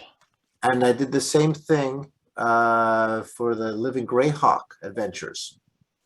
So there's every Living Greyhawk adventure with a short description of each one. So for DMs who are looking for inspiration, Also, if I can add a little in, that index is helpful in another way. I've been writing an article series on adapting all of the dungeon modules for Greyhawk, just little bullet point forms of, will you take this and transpose this, flip this map, rename this deity, that sort of thing, all in a nice bite-sized piece. So if a DM wants to grab one at random out of dungeon, they can go, hey, that's a good idea, I can use that, right? But without the index that he's talking about, you couldn't do it. So wait a minute. These are actually living. These downloads are really tough for people to find though in Living Greyhawk. they are difficult to find, and we're not going to go into that for Right, yeah. IP purposes. I don't want to. Yeah. But the descriptions are there, so you can read them, and if you happen to have them, then you can Well, you could narrow down your search. Yeah. now search. And for people who don't like the web page, they're all Excel, so you can download the Excel, you can filter them, add to them, modify the Excel sheet. Once you download it, you do what you want, right? So CalStaff asked, are the 4th edition modules on here for the Yes. Dungeon Magazine Yes. Index? Yep. There but you I don't think I put a description for those ones because frankly I don't like that edition. go. So it's Nice. kind of not there. They're But there. it doesn't mean that a fan can't come in and write their own and maybe get it added. Yeah. No, you know, one of the things you have to remember about the Greyhawk campaign and the Canonfire website is that it's not a question of having My Greyhawk gosh. stamped on it. It's a question of quality. If you think the quality is what makes Greyhawk for you, then that's what you find a module, you create a module, and it can be turned into a Greyhawk module. So really, it's up to the fans. This is a fan-driven site. Right. No, yeah, absolutely. I mean, but the great thing is that it's a good starting point. The information's here, right? It's a good basis to start, and that's what people are looking for, a start point. So, and you have a lot of, possibilities here. So, very cool. So, And go ahead. that's one of the things Rich has been working on is the postcards and various things as a starting point. The Dungeon Index, it's a starting point for people who want to step into Greyhawk, and if they don't know where, here's our good overviews. And there's articles about plenty of articles about where do I start, where should I begin, and right from the beginning of Canonfire, those articles are there. About a month, you're going to be able to just look on the forum index and find the forum threads, and you're going to be able to look to the left up top and see those postcards and city maps and all these things that are going to help a newbie or even somebody who just doesn't have the time to work out the designs. We're going to make it so that you can easily find all this material. And I really like organization. I like having things at your fingertips and accessible. And there's 20 years. I mean, there is so much material here. There's 20 years of material, and there are thousands of ideas on this website. I'll Yep. say. So imagine, if you will, you're a newbie, right? You come in, you go through the postcards, you flip through the countries, you read a bunch of postcards, you decide you like, I don't know, let's say you decide you like one of the earned states. So then you go in the earned state, then you go to the module map. You see which modules are there. So then you get those modules. Then you go to the dungeon index to find some other ones to help you out. Ernst. Then you start clicking on the cities maps for the cities in Ernst, and then you get all the maps of those different cities. Now all of a sudden you got maps of cities, you got the published adventures in that country, you have an overview of the country, how it is. You have the Zavoda index on the right if you want to do further information on that country to dig in some more. And you're up and running in no And your time campaign flat. writes itself. And yeah, then as a DM, you're like 90% of the way there. Then you just have to use your imagination to customize it for your players and all this. But Hey, you have Rich, all the lore at your fingertips. Rich, you should write that recipe down. I mean, that's. It sounds is. cool. If you go to the forum, it's already done. I was stepping you. Jay, if you go to the forums, Yep. if you go to Touring the Flaness, I think it's a third or second. Yep. Got it. There's one of those saying steps for a DM to get started. Or This is another place where the cards were actually connected to. that's right. So those are okay. So that's the postcards, and then opportunity for fans to add comments to augment the postcards.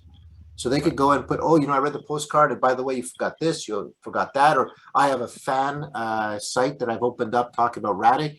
Here's the link to my fan site about Radic. Come visit there as well, or everything else. But at the top, there's a sticky called, I think, Steps for a GM to Get Started, or something like this. There you Is go. that the one? Yep. Yeah. So it talks about, so it first says there's an article from Roger Moore that I've also uploaded that you can link to it that says, welcome to Greyhawk, and this is the feel of what Greyhawk is from Roger Moore. Mhm. Then it talks about Anna's map. It talks about the postcards. It talks about, once you've looked at the postcards, then read the folio to give you an idea of the overall. And it's step by step for a person to dig into a specific country and figure out how they're going to run their campaign. That's really cool. Good step-by-step stuff. Yeah. And excellent. And this is over, you did this over a year ago. So Yeah, this postcard started about a year ago. yeah. Now, I know a lot of people are saying a year to get 70 postcards written. Yeah. That's actually fast for our community. Yeah. There's Yeah. a reason we're so old, because we started 50 years ago. But yeah. But that actually speaks to what Greyhawk's all about. If there's anything that I can say about this setting, it's that people love their details, and it was created detail light to promote that. That was, I think, part of Mr. Gygax's guiding vision. He wanted everybody to have their own version. Canonfire is part of what lets us do that. Well, absolutely. And it's I think Gary said this the best a little while ago. Everyone's doing their little part, right? Everyone's got a little task, or a couple tasks, or multiple things they're doing, and everyone's doing their part to contribute. Yeah. Now, one of the things I wish we could host Anna's maps, because I'm a very visually inspired person. And I would love it. Yep. Sorry. Go ahead. Like when now Anna breaks up on her maps the political boundaries, which the Darlene map is kind of like a painting, but it's wildly inaccurate, for a lot of reasons. And there's no boundaries. There's just some names thrown out, and the detail, because Darlene did 30 miles a hex, and Anna, you did 12 or 10? Well, my detail is down to a few miles on the current one. On the current one, but that is so important. And like what I'd like is, like, if you add the postcards and you clicked, if you could get the boundaries of that area from Anna's map, which would provide the detail, that would be a wonderful thing. See, that's where, for me, the inspiration is I really put things together if I can see it, and if I can see the kind of links coming from what Anna has done, that really is the best combination for me to be inspired and to help me with the work I'm doing. And imagine that, Jason, after that, you go, okay, I click on the postcard, I click on Anna's map, and then there's a city there. I click on that city, and I get fan-based maps of that city that I could choose from, that I like for my campaign. Yeah. Yeah. You know, and then that's where we're going, right? So Gary and I, when we started this about a year ago, we sat down and my background is a program manager, so I'm a little bit of a pain for planning. So we sat down and I set up a whole roadmap of where we wanted to go at the end point.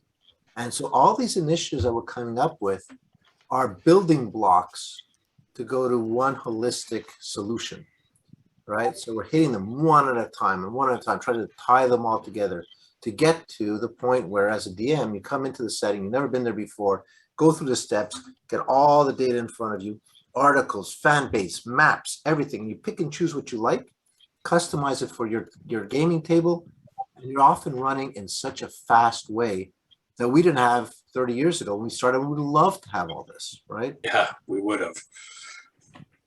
You are right. It's a great, you know, the improvements in the last year have been fantastic. So, and finally, I just want to say that the Greyhawk campaign, it's lore, not addition. Right.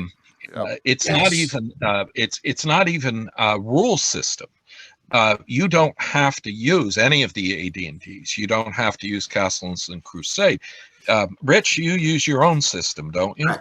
Yeah, I made my own system from scratch. But what we're normally talking about is lore, just things about the about the setting, but not necessarily trying to tie it. Like trying to tie it to individual system, that's fine, because if you want to do it, but also if you want to write addition or game system neutral stuff, that's absolutely fine.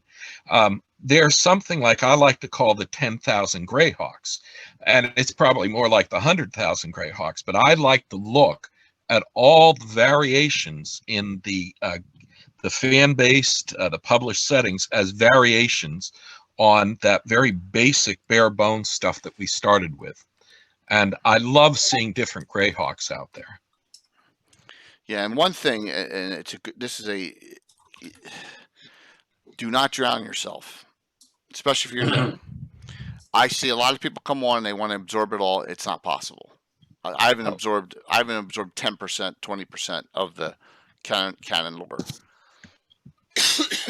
You have to pick and choose what you need to do. Oh, listen, someone clipped that. I'll clip. Yeah, okay, Josh. Oh my gosh. So perfect timing as usual. So I like this new bar you added up here. So you have a Legends and Lore, what's going on show wise. You put Orinir's Grey League up here, which is really cool. So I'm assuming that goes to his YouTube, and I'm assuming this goes to Virtual. Yes, it does. Very, very cool. This goes to this Canonfire Chronicles, which is I don't know where I found that years ago. Is anyone of this who wrote this involved to this day? Gary, Rich? Yes, Sir Zars is still around, and a few of the other guys. Okay, it's in Dropbox. There you go. It's in a Dropbox for you. So this is slightly different than the Orth Journal. So the Orth Journal is very short articles, very to the point and whatnot. This is more bulk articles, if you will, bulk stories. They're bigger, right? They're crunchier. Crunchier stuff that fit the. Yeah, I mean there are a couple of massive adventures in there. Yeah. Mid-level 8 to 12th. Yeah, it's a different style. Okay. And what year was this done? Do we remember? Is it on here somewhere? I'm just 13 or 14. Okay, so it's about. I would say 2013 is when I blogged about the Chronicles. Okay. Okay, really cool. A lot of art. I mean, the art's fantastic on that. Who did? Do we know who did that front cover? Should be in there. Catherine Langwagen. Oh, Deviant Art. Okay, Cassiopeia Art. Deviant Art. Very, very cool. So this is.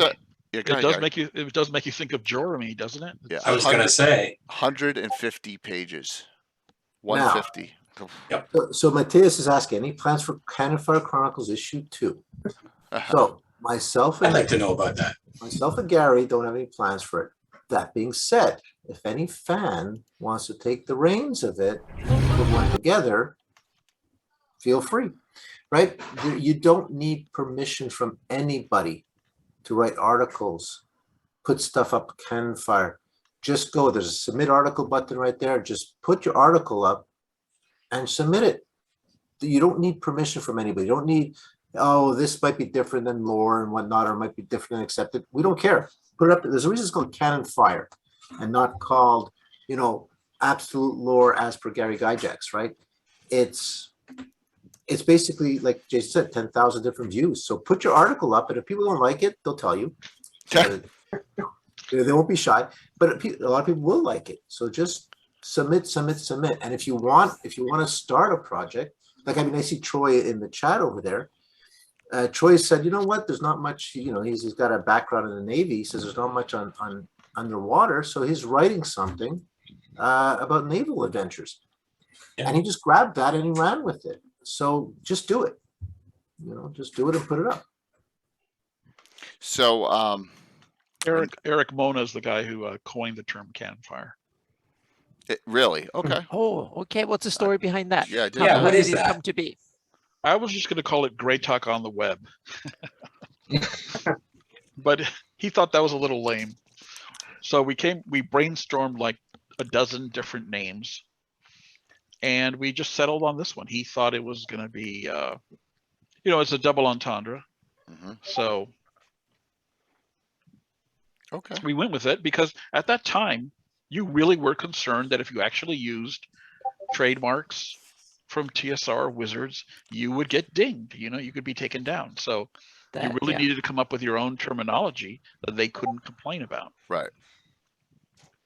No, that makes total sense. So, and you're not going to change it to this day, and that's a good thing. You're rolling with it, which is wonderful. That 20 years is a huge accomplishment. I noticed these allies things scramble every time you go to this front page, which is cool. Yeah, because that way everyone gets their That's good. That's shot good. at the top.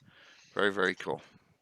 So, what else do we need to? Other points you want to show here of this? Anything else that sticks out that we haven't discussed yet at this point to celebrate the 20th anniversary? I know we've covered a lot. They've gone quiet. No, I mean, I've got one. go ahead. Very simple. Friendship. I've made more friends through this site than pretty much anywhere I can think of. That's good. Yeah. Absolutely. And that's what I think the wonders of this community is right now. I think we're in an ascendancy again, but it has to stay that way, right? And that's the thing, is that it's very important to bring in new viewers, new people to Discord, new people to the discussions, new people to manage maps, and that's the whole, the big picture. For a bunch of reasons that we don't have to rehash. Yep. The setting is back in our hands again. Yeah. And the best quality material will probably come from another fan. So you should encourage your fellow fan to write, because you'll never know where that next gem will come from. Jay, I don't know if you want to put up the one of the links I sent to you. Oh, sure. Yeah, put up the one that's Edition with Orth disc in the. Oh, this could be fun. Sure. I knew there was something. Okay. Yeah. I've been playing around with this. So click on one of the locations. Melkert is one of the oldest cities in the Oh. Flanus. Cool. It is also one of the most hidden and out-of-the-way places. Basically, I don't know. Melkert was founded by No, it the doesn't sound like Swell we can hear as it. a Jay, could you mining hear something colony when you- in the southern you can't hear Taurs it? early in No, the we can't hear migrations. No. No, we can't hear It on- is on the famed Zoom. for its gemstones. Yeah, it's still going. Beware the Can the sons audience of hear that? Marchanter. Can the audience hear that? Did you? No. Yeah, the audience heard the whole thing. Oh, they did? okay. Yes. Yes. Great. So, The city of Altamira so we were is the only ones. famed for Okay. its conquests Okay, check and out- its check out annual Altamira. contests of It's famed for arms, its conquests. such as jousts and melees. It is Very good. also home to a veritable rogues I put that one gallery of there in chat for you. adventurers. thank you. Lord That's really- Gasumba that keeps was a really tidy nice. city. A shame if something Befell. befell it. This is kind of That's a awesome. remix of some of the technologies we've been playing with in other parts of Canonfire. the idea is that we could create something like a primer for new fans to kind of learn about the setting without making it boring, you know? And so this is sort of a little tour of the Flannis that you can, and if you click on that random journey thing, it's like a magic 8-ball. You can just have the map scroll to some random place and then just start talking about it. So if you want your topic for, 2 weeks from now, the topic will be, Oh my gosh. somewhere in the middle of the Gensec Gulf. There you go. Wow, that's neat. So how's this linked? Where is this linked though on Canonfire? It's not yet, or it's coming? It's not linked Okay. on Can. It's actually on the development server where All right. the new Canonfire will sit. That With is the awesome. development server. That's cool. Very So, cool. Like Orenir is doing a lot of great stuff when he talks about the different areas and different races and cultures. Great talk. So that talk about a new member, right? Orenir is new to the community and has already put out so many good videos. Yes, he has. And this is just an add-on to what he's doing, right? We could actually probably leverage him to help us do primers on each of these sections. And as those of you who know your gods lore, the Orth Disc is a artifact that belongs to one of the Greyhawk gods that lets him basically, zoom in on parts of the Orth. That is awesome, Holographic Gary. map. So that is wow.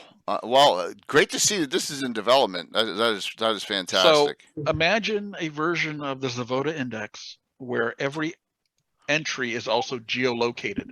So if you type in an NPC name, the map will scroll to where that NPC lives, or where predominantly where they live, or an item, or a temple, or a castle, or the cities are the easiest thing to catalog. There's only 100 of those.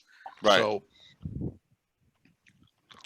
very, very cool. So what's the target date for this? I always like to say, I always throw it out there, Gary, and get them all. We have a target date? Jay, nothing is ever finished.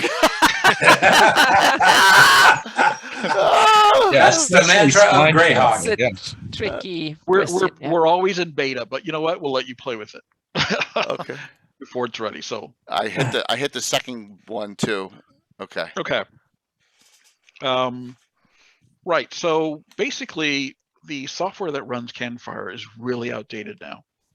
It's so outdated that it's actually starting to limit what I can do with it, because I can't run more modern versions of PHP or databases. Right. So this is a brand new installation of WordPress, which is what runs a lot of your biggest websites on the web these days. And what I'm planning on doing is transferring the content of Canonfire here, where we could do those more. The entire website, everything?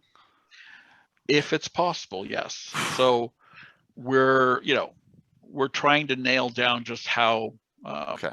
Now, no matter what, the old Canonfire will stay up. Yeah. Almost like a museum if it has to. So because we're not losing a single word of anything. Right. But I'm pretty sure that the articles and the journals and those sorts of things will transfer over pretty easily. Okay. It's just some of the more exotic stuff. All the maps, all those kind of new projects, that kind of stuff is already ready to go as new material. So it's the part that concerns me the most is the forums. Forums are notoriously hard to upgrade. Oh yeah. Oh. Nice thing about the new site is the search button will work better. Yeah. And we're going to be looking for volunteers that as the articles move over, we're going to keyword the articles, so that if you have a keyword Altamira or Keolin or something like this, article specifically keyword for that will pop up. So we need volunteers to look at an article and say, this article talks a lot about the country of Keolin, so I'll put Keolin as a keyword for that. And so as they get migrated, we'll ask people to keyword some of the articles. So it'll be a team effort again. So Gary, also, will this take care of some of the things like what Anna and I and Mike were mentioning about uploading images and so forth? Oh, absolutely. With a more modern form installation, inserting images, links, all that will work very well. So Wonderful. it's one of the main Amen. reasons to do this, because we want the social network aspect of it to really work, so that you can actually share articles out. You can drag and drop images inside of it. It should, There it is. I'm going to make sure you had Dangerous Dark Shelf Quarry in there. Yep. Awesome. should be as functional as any other modern website. Just the I know Dave Big Mac will go crazy up here. What is this up here? We didn't even discuss this. The planes and gray space. Yeah. Yeah, we didn't even discuss this. So let's Mac will get his heart on now. So let's do it. So Well, those are two additions to the map that let us represent modules that sit outside of the Flannis in okay. either gray space or the plains. Okay. So that's a nice addendum. Oh, look at that, Isle of the Ape. Emmy plane. Yeah, true. Good. There we go. Nice picture of our good old friend there. Tales of the Outer Plains. Really cool. Look at that. Prince of Demons, Savage Tide. So that one is on it. Yeah. So if it goes on the Abyss or somewhere else, it's going to be up here. Right. Okay. Yeah, a lot of them are Outer Plains. And as Troy and Anna and everyone expands the map and people put more content around the world, I guess we'll have to expand the map too. Yeah, you just could Right. open that block up a little bit more. So, pretty cool. Thanks, Big Jim. Yeah, Nice. But so there's only one Gray Space adventure. One. Or one No. reference. Oh, one reference book. One Yes. reference, yeah. Okay. Wow. Okay. And again, any of the existing features that people find they want to add to it, let us know. We'll add stuff to them. There's some modules or stuff like that. But right now, the big initiative we're working on is the city maps. So get us the city maps and we'll put them up. So this is going to be a team effort. So if you have city maps, Yeah. put the source next to it, called Safeton in parentheses from Living Greyhawk or whatever it is, close parentheses. Send us the file and we'll put them up. And this will be a team effort to get the city maps up. That's the next. All right. Yeah. So I noticed. For example, if we go to city maps here, Savage Tide, all the Sasserine maps should go up in here, right? Yeah. For example. So there you go.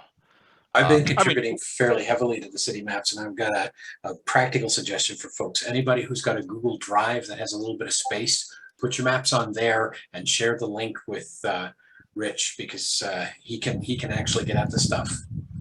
Yeah, I'll take it from your Google Drive and I'll move it to the Canonfire workspace. Right. And then Gary will then, from there, put it up onto the site. Awesome. I am glad that we have done this tonight, because there's a lot. It's good to see and figure out how to work around the site. If you want to join the site and you haven't, this is the time to do it, and just figure it out, and note that little bites, just like how do you eat an elephant, little bites at a time. Just don't overwhelm yourself with a canon and make, especially if you're DM, just go in and enjoy it and find something that interests you and do a search on it and start reading. I mean, look, we found that Eric Mona history on White Plume Mountain. That's awesome. I didn't even know that existed. So, And submit article there on the left. If you could just show everybody where it is, Jay. I just want to walk people through this. All right, submit article on the left. In the left menu. Left menu. It's right there below the There. right there. So if you click on that, just to show them what it looks like. So I want everybody to all you do is you choose a top, you type your topic in, you put a brief summary, you choose what category you think it's in, and then you copy and paste your text in there and you submit it. So don't bother sending me or Gary or anybody the actual article. Just put the text in there. Right. This way your name gets attached to it, right? Because if I submit it, then my name gets attached to your article, and that's not fair. So yeah, just come in there and copy and paste your text right in there, and tables will work. If you go to my notoriety article, Jay, I just want to show you what can be done. Sure. Page.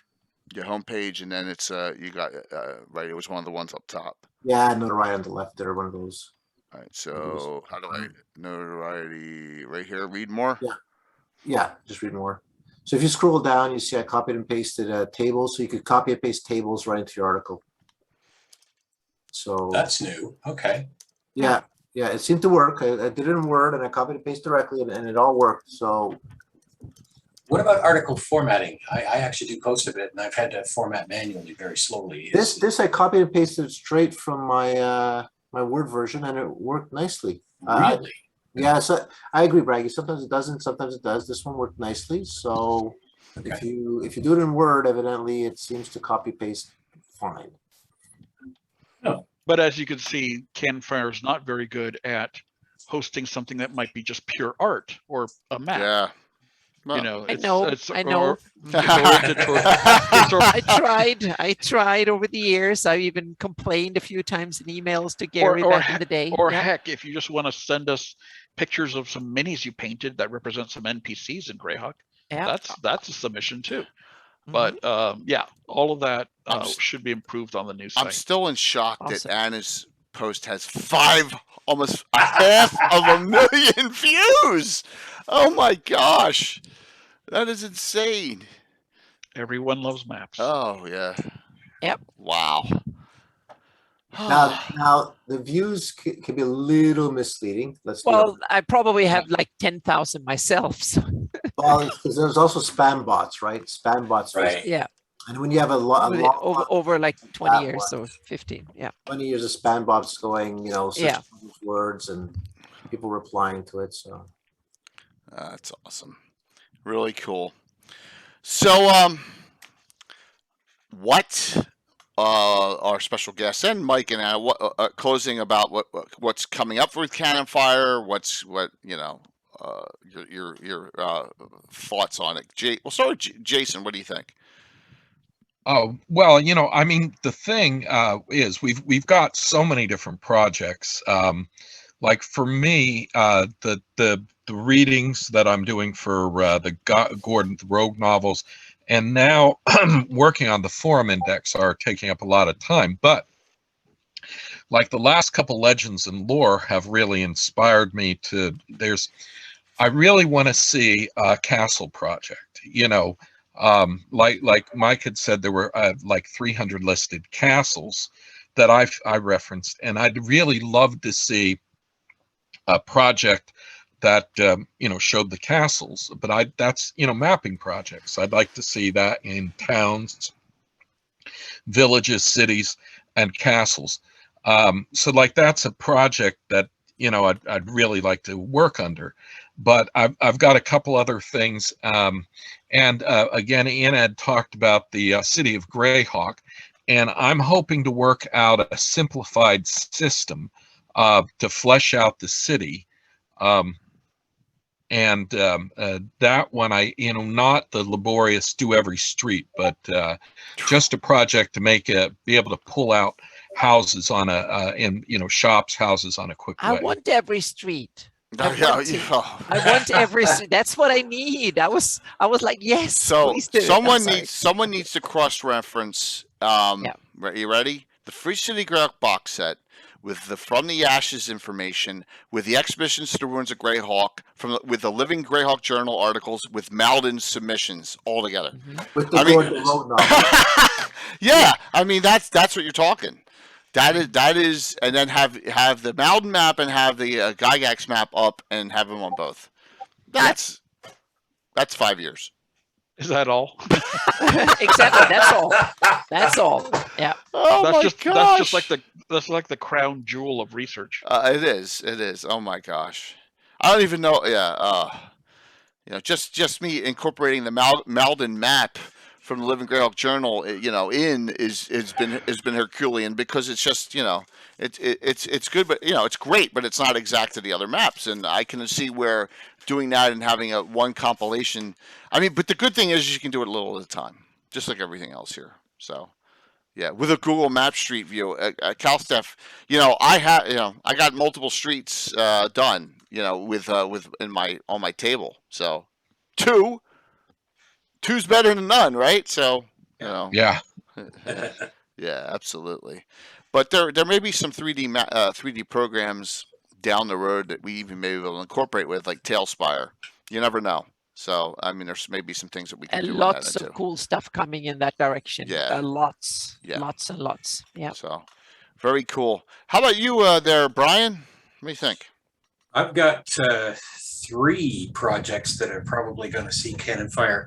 The first one's an old one that was up and then came down because I think my Dropbox links cut off. I did a thing called the Adventurers Atlas, where country by country, I went through and plotted all of the canon and fan modules I have collected up by location.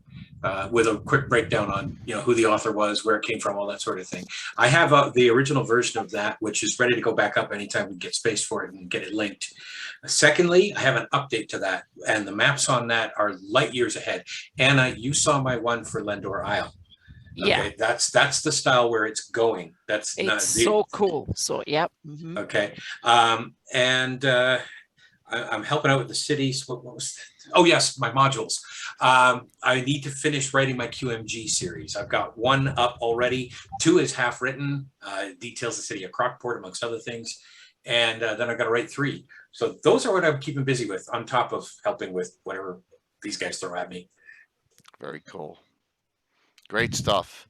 And once again, I've said it enough times that we gotta put a question of measles on the Greyhawk area, the ventures, and I loved it.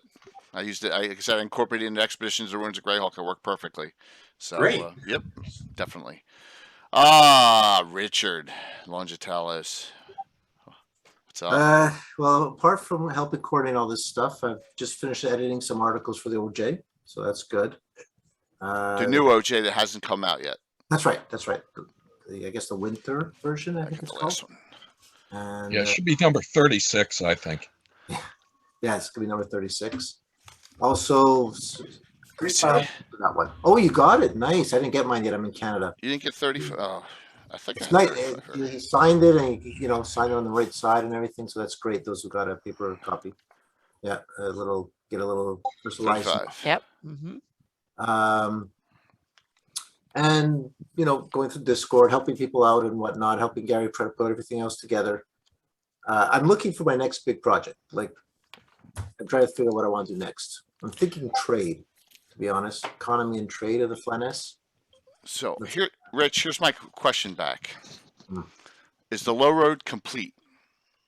The Low Road articles could be the one for the Post Fest. It's in Postfest. Oh yeah, it's a Post Fest. That's Okay. gonna come out. It's all been edited, everything. I have done 4 or 5 adventures with Mike Disney Scarn talking about this low road, and I'm waiting for Gary. It's got to come out, right? Exactly. I've heard about it for like a Yes, year now. So yes. I'm like, I come mean, on. I've I've been even doing these Googled it. adventures. You couldn't find anything. Well, You know, like, yes. damn.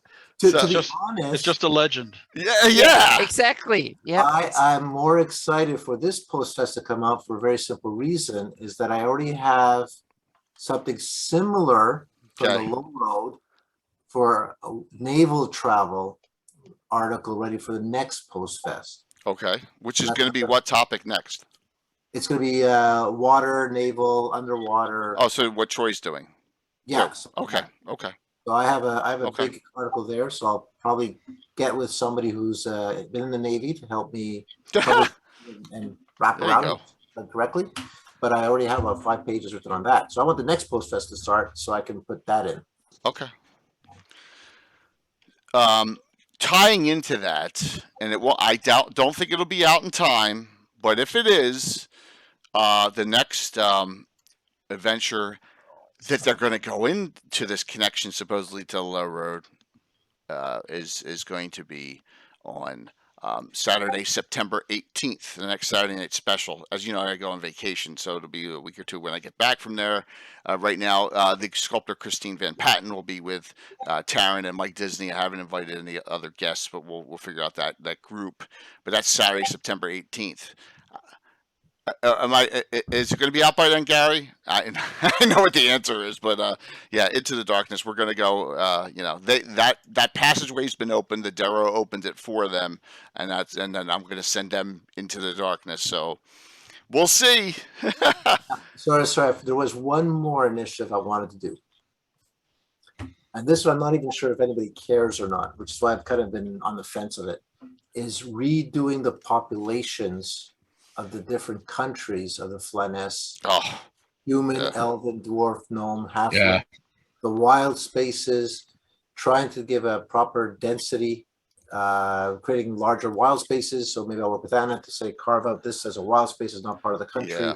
map, and come up with something where we say, okay, this is a wild space. We anticipate there's going to be 80,000 dwarves living in these mountains, and there'll be less dwarves in the actual cities and the human countries, right? And try to migrate all that, and so from a pure lore perspective and for fun and for interest, it's going to be good. But I don't know if anybody cares. They do. I do. And I know Jason Certainly does. do. There's going to be fights all over the place. You know that with that one. Yeah, of course. So Mike's Right. going to be the worst. He's going to really fight it. Yeah. I'm just kidding. So, because I mean, Gary, I pointed out to Gary that there's already a mistake in LGG, an obvious mistake, right?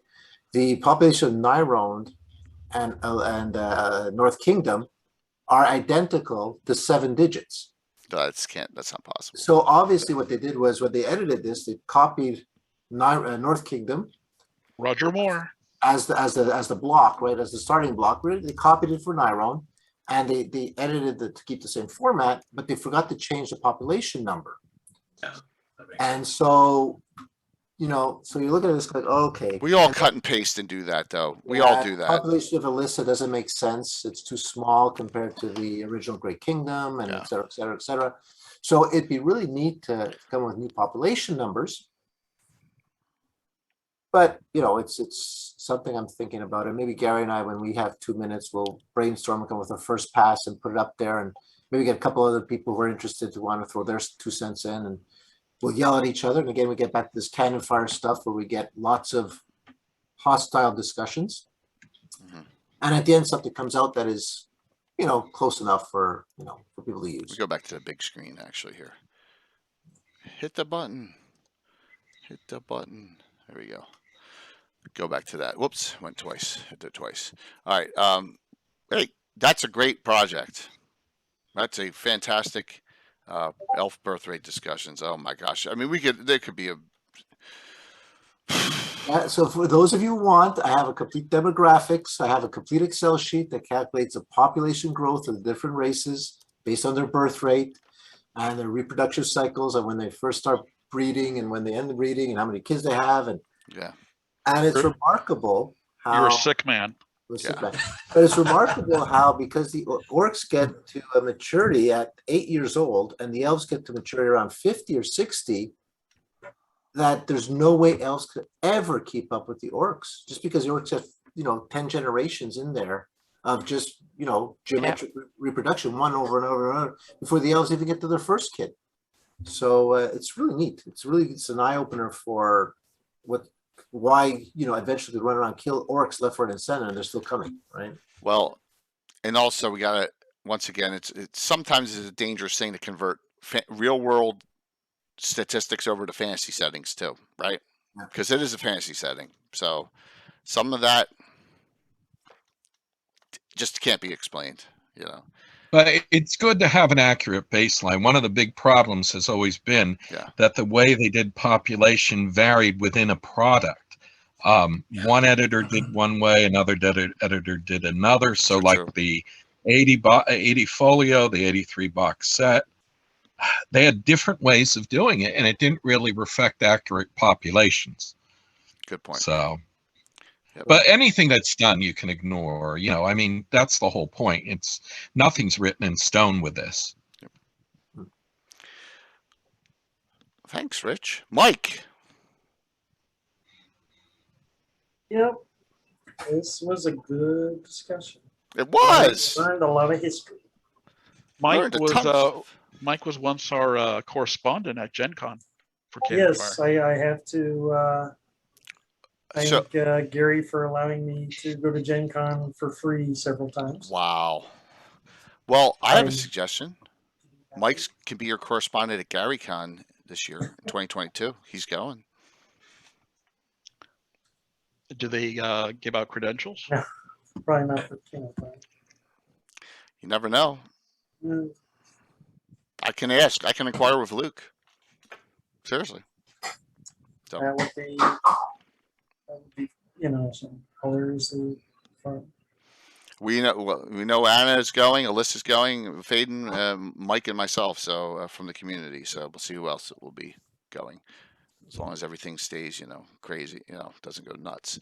So, well, Mike, thanks. I mean, this is definitely was a wonderful discussion. Anna, what do you think about it? Yeah, it's an awesome discussion, and just like Mike said, it brings up so many wonderful old memories and stuff. So some frustrating and most of them wonderful. So I'm so glad that it's still going strong and it's coming stronger in the future, and I'm really looking forward to working on more mapping projects together. And I think what I'm planning to start doing next year is probably going to tie in really well when I move into GIS maps, because one of the cool things that with GIS maps is that they're data-based, and you can export it out to various database formats that are meant to be used as web maps.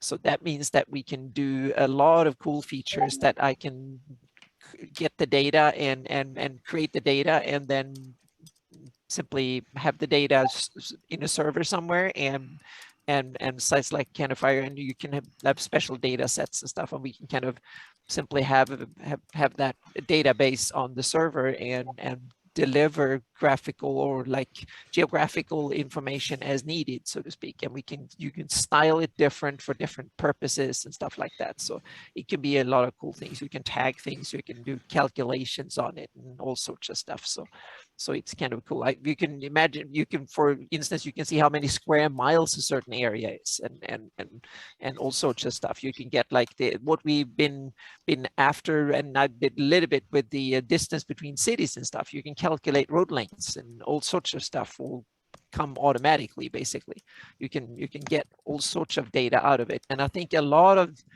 cool stuff like that will be wonderful to host and have on Canonfire. I think a new generation of reference maps. Technology's just advancing leaps and bounds, so Yep. we're all excited about that. Absolutely. Hopefully there can be some more incorporation, Anna, between Canonfire and what you're doing too. Oh yeah, Definitely. definitely. And that's one of the things I'm looking for, a new content distribution model. And if I could put all in Canonfire, wonderful. That would be awesome. But that will be maybe a bit too much because we're talking gigabytes of stuff here. So many gigabytes of stuff. So yeah, well, over the whole collection, yes. But it will but to have a mirror and have a lot of stuff directly accessible in Canonfire will be fantastic. Yeah. We put in a bag of holding, Anna. Yes, that's the way to do it. Yeah, map of holding, or bag of map holding. Yep. So Gary, who started this all?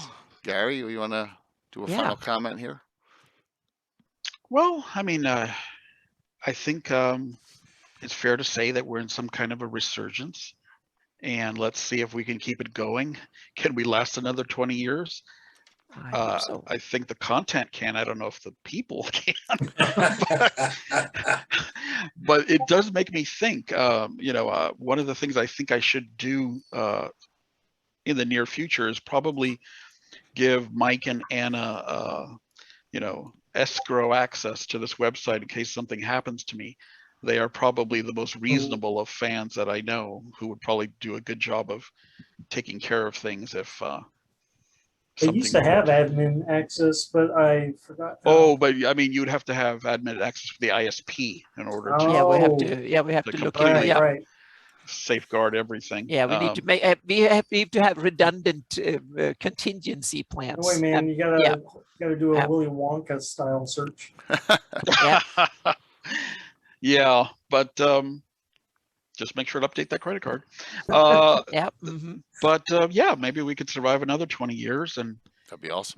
If Jay keeps going, maybe he could outlast that Canadian guy. Oh, that's not. Yeah. How did that not come up till tonight? I'm always 2 years ahead of Robert Wardall and them always. Oh my gosh. We need to hire a private eye. I bet he's not even playing anymore. No, he posts. He posts on Instagram all the time. See, I'm getting smart. I followed him just to see, but he didn't follow me back, so it doesn't matter. It doesn't matter. So I'm trying. I'm trying to be nice to everyone. He's not going to follow you back. You're a youngin, right? Like, why would he go backwards? Yeah, He's a Canadian. You're just saying that because he's a Canadian, so right. I know that it's all in good fun, all the joking. So, but Gary, thanks. Wow, this was an awesome discussion. Bear Yeah, with me. thanks for having us. No, definitely.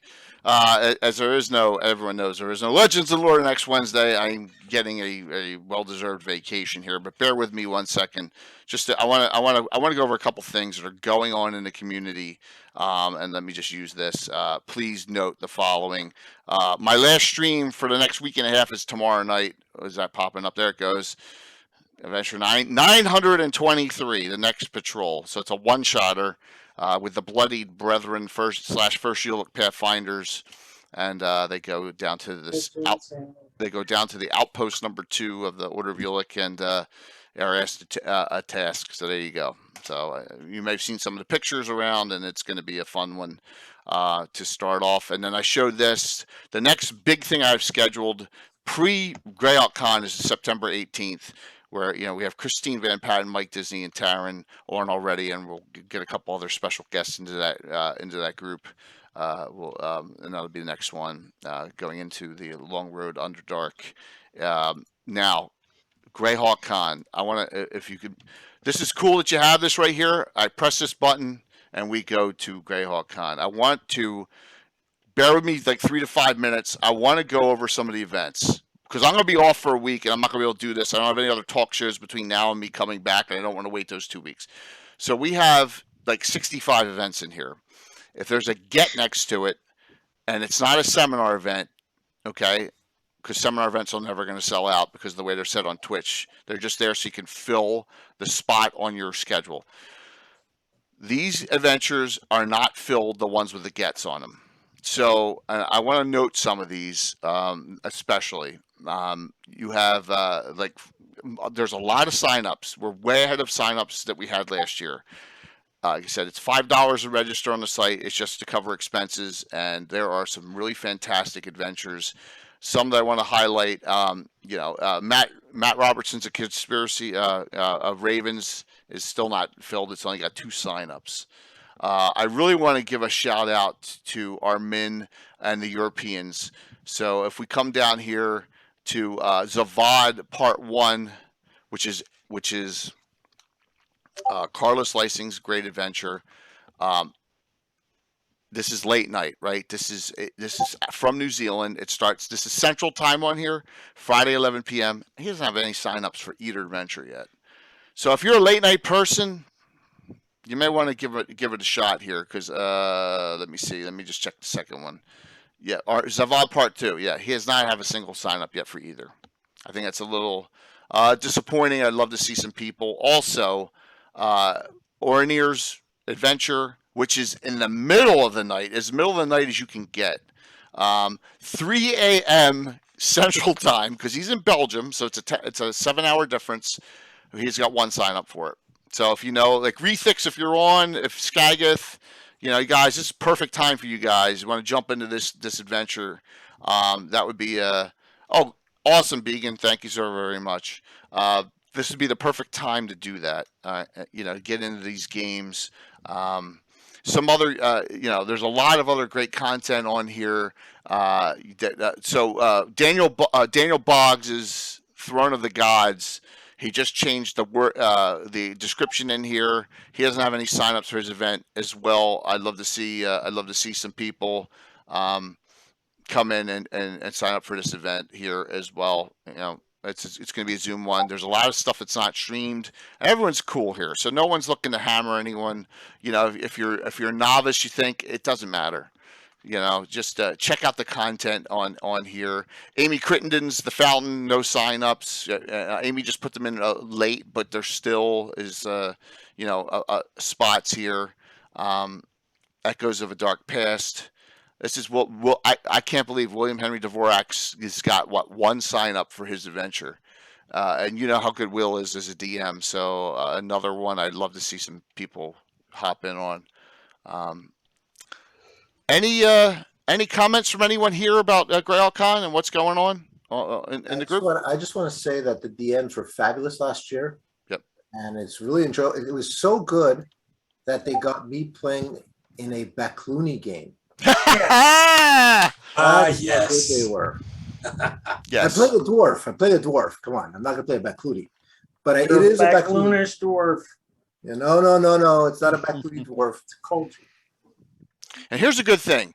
So Andicarus kind of didn't have as many signups as he would have liked last year, but the word got out there. And if you look here now, so She's All Washed Up Zeef 8-02 is sold out. Great to see. But I think his last game of the 3 has spots open as well for Zeef. Last Splash has 4 seats open still. Now we got a whole month to go, but there's some opportunity to really play in games with great DMs. And I wanted to say thank you all. I got a huge wait list for the Grand Melee of Altamira. There's going to be some really cool guests playing in it. I'll try and, if there's room, I'll try and fit some of the people on the wait list in, but I had it set for 6 general signups in there. The Black Knight better show up there, Gary. We're doing rolls all out on the table, so we'll see. Okay, sounds good. And The Black Knight doesn't want to get ganged up on by a bunch of elves. You can't. The rules are one-on-one combat only at all times. All right. There's no 2s-on-1s and all that stuff. No. Oh, trust me, you're gonna be a little surprised at how I do this. It's gonna be fun. It's gonna be a fun time. The other thing to note for that, Jay, is that I signed up for a Castle and Crusades game, and I've never played in that system. So even if you haven't played in the system, you can sign up anyways, and the DMs will walk you through it. They're designed to be able to walk you through the system. So don't worry about it. If you like the plot, but you're worried about the system, it's not a reason not to sign up. Just enjoy the plot of those adventures. Absolutely. So whose CNC game are you playing in? Are you playing in? DM Sam's. Oh, Samuel's. What's the name of it? This is the one in Almore. I believe it's Sunday. Okay, let me go down to Sunday here because I don't know all of them by memory here. Because Defensive Almore is sold out. Yeah, and then Samuel Dillon. There you go. Oh, look at that! Josh Pop's in there too. Well, there goes. Yeah, I had to sign up to get Josh there. I got to keep him awake and on track. Right? Yeah, and Josh tends to be part of party wipes a lot. So yeah, I agree. So just kidding, Josh. So please, if you and note also, we have our virtual GrowdCon shirts. I also put the Lord Gazumba workout shirts in there to give you a little variety. So there you go. You got the option for 3 shirts. What edition of D&D is this? Salvage Bar said all editions. So this is Greyhawk discussion. So we're all the editions here. I play 1E, 2E. People play 3, Pathfinder, 5th, custom. It's all editions. All right, so these games are all editions too. Highlighted streams, it tells you, for example, Don't Blink here. Kayla's game is in 5e. Living Greyhawks 3.5.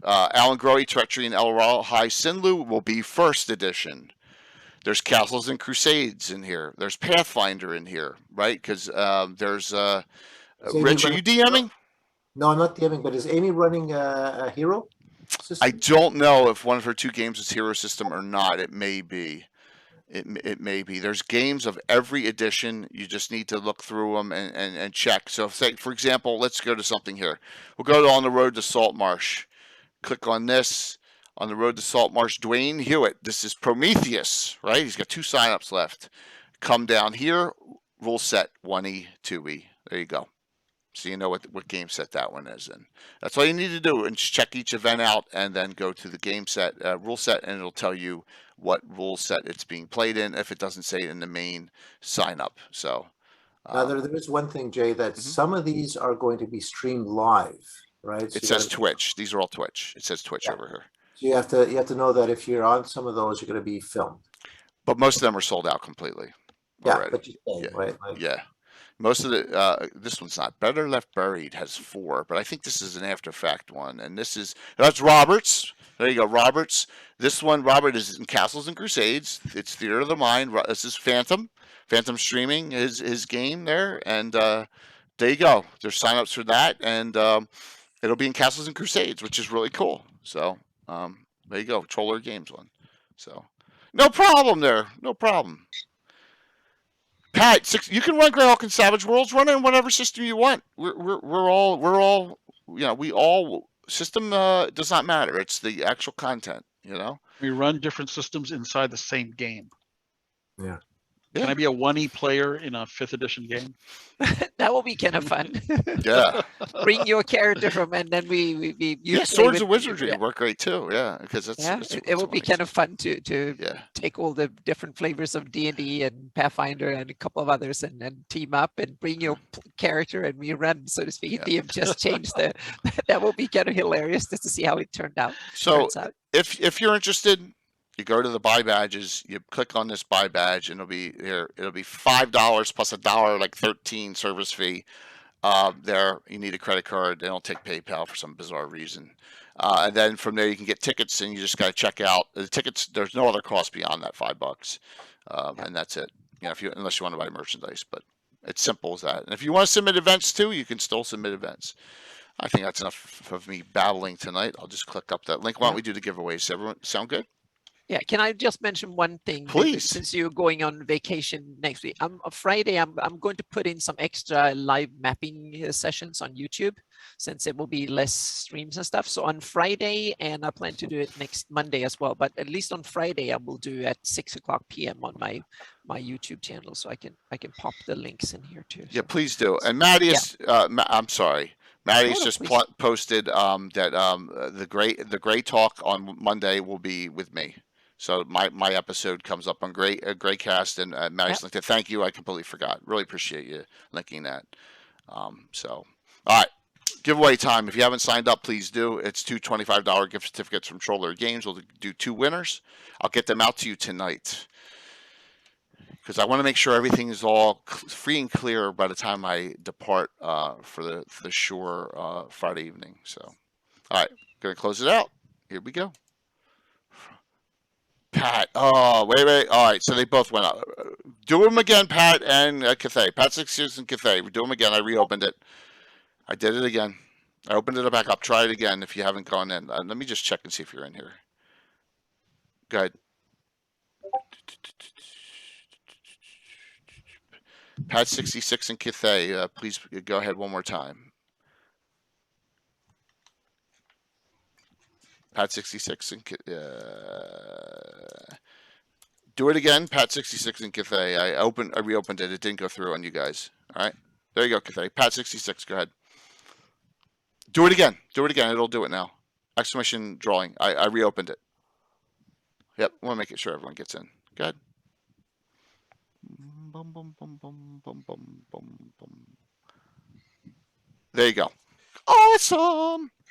Okay. Here we go. First winner. Cathay. Well, that's fun. Yes. All right. Second winner. I like your chances, Pat. It's going to be Pat 66. That was Von Molku. Michael. There you go. I will send them both out. Von Molku, by the way, is the champion of the joust, playing Matthew Barnabas, and Matthew is coming back to see if he can become a double champion in the Grand Melee. Also in the Grand Melee, we will have, if you watch Blue Box, Brim the Half Ogre will be in the Grand Melee as well. So there you go. So we're gonna have some tough competition in there. So we'll be search everyone for razor blades and spikes. Oh, yes. So I'm curious if someone's going to attempt to try and cheat, and we'll find out. In particular Tim, because Tim always tries to do some crazy stuff. But I'm kidding, Tim. Who's on the raid? I didn't even check. Oh,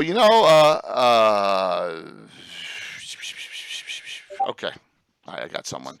Any other final comments from everyone? Thank you for a wonderful, wonderful 20th anniversary show. This was great. Fantastic. Yep. Yep. Hopefully one day, another 20, and we got some. I'm gonna do Kayla, because Kayla's been raiding a lot into me, so I'm gonna hit her up here. I got it.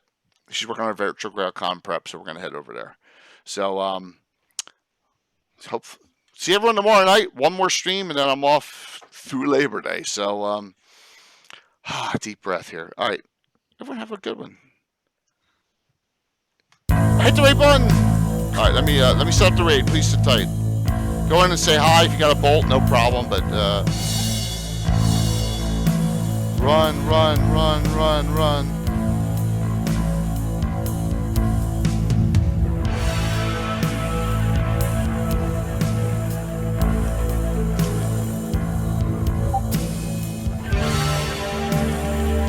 Sit tight. Here we go. Wow, look at that. Almost 75. That's awesome. 74. That's a wonderful number.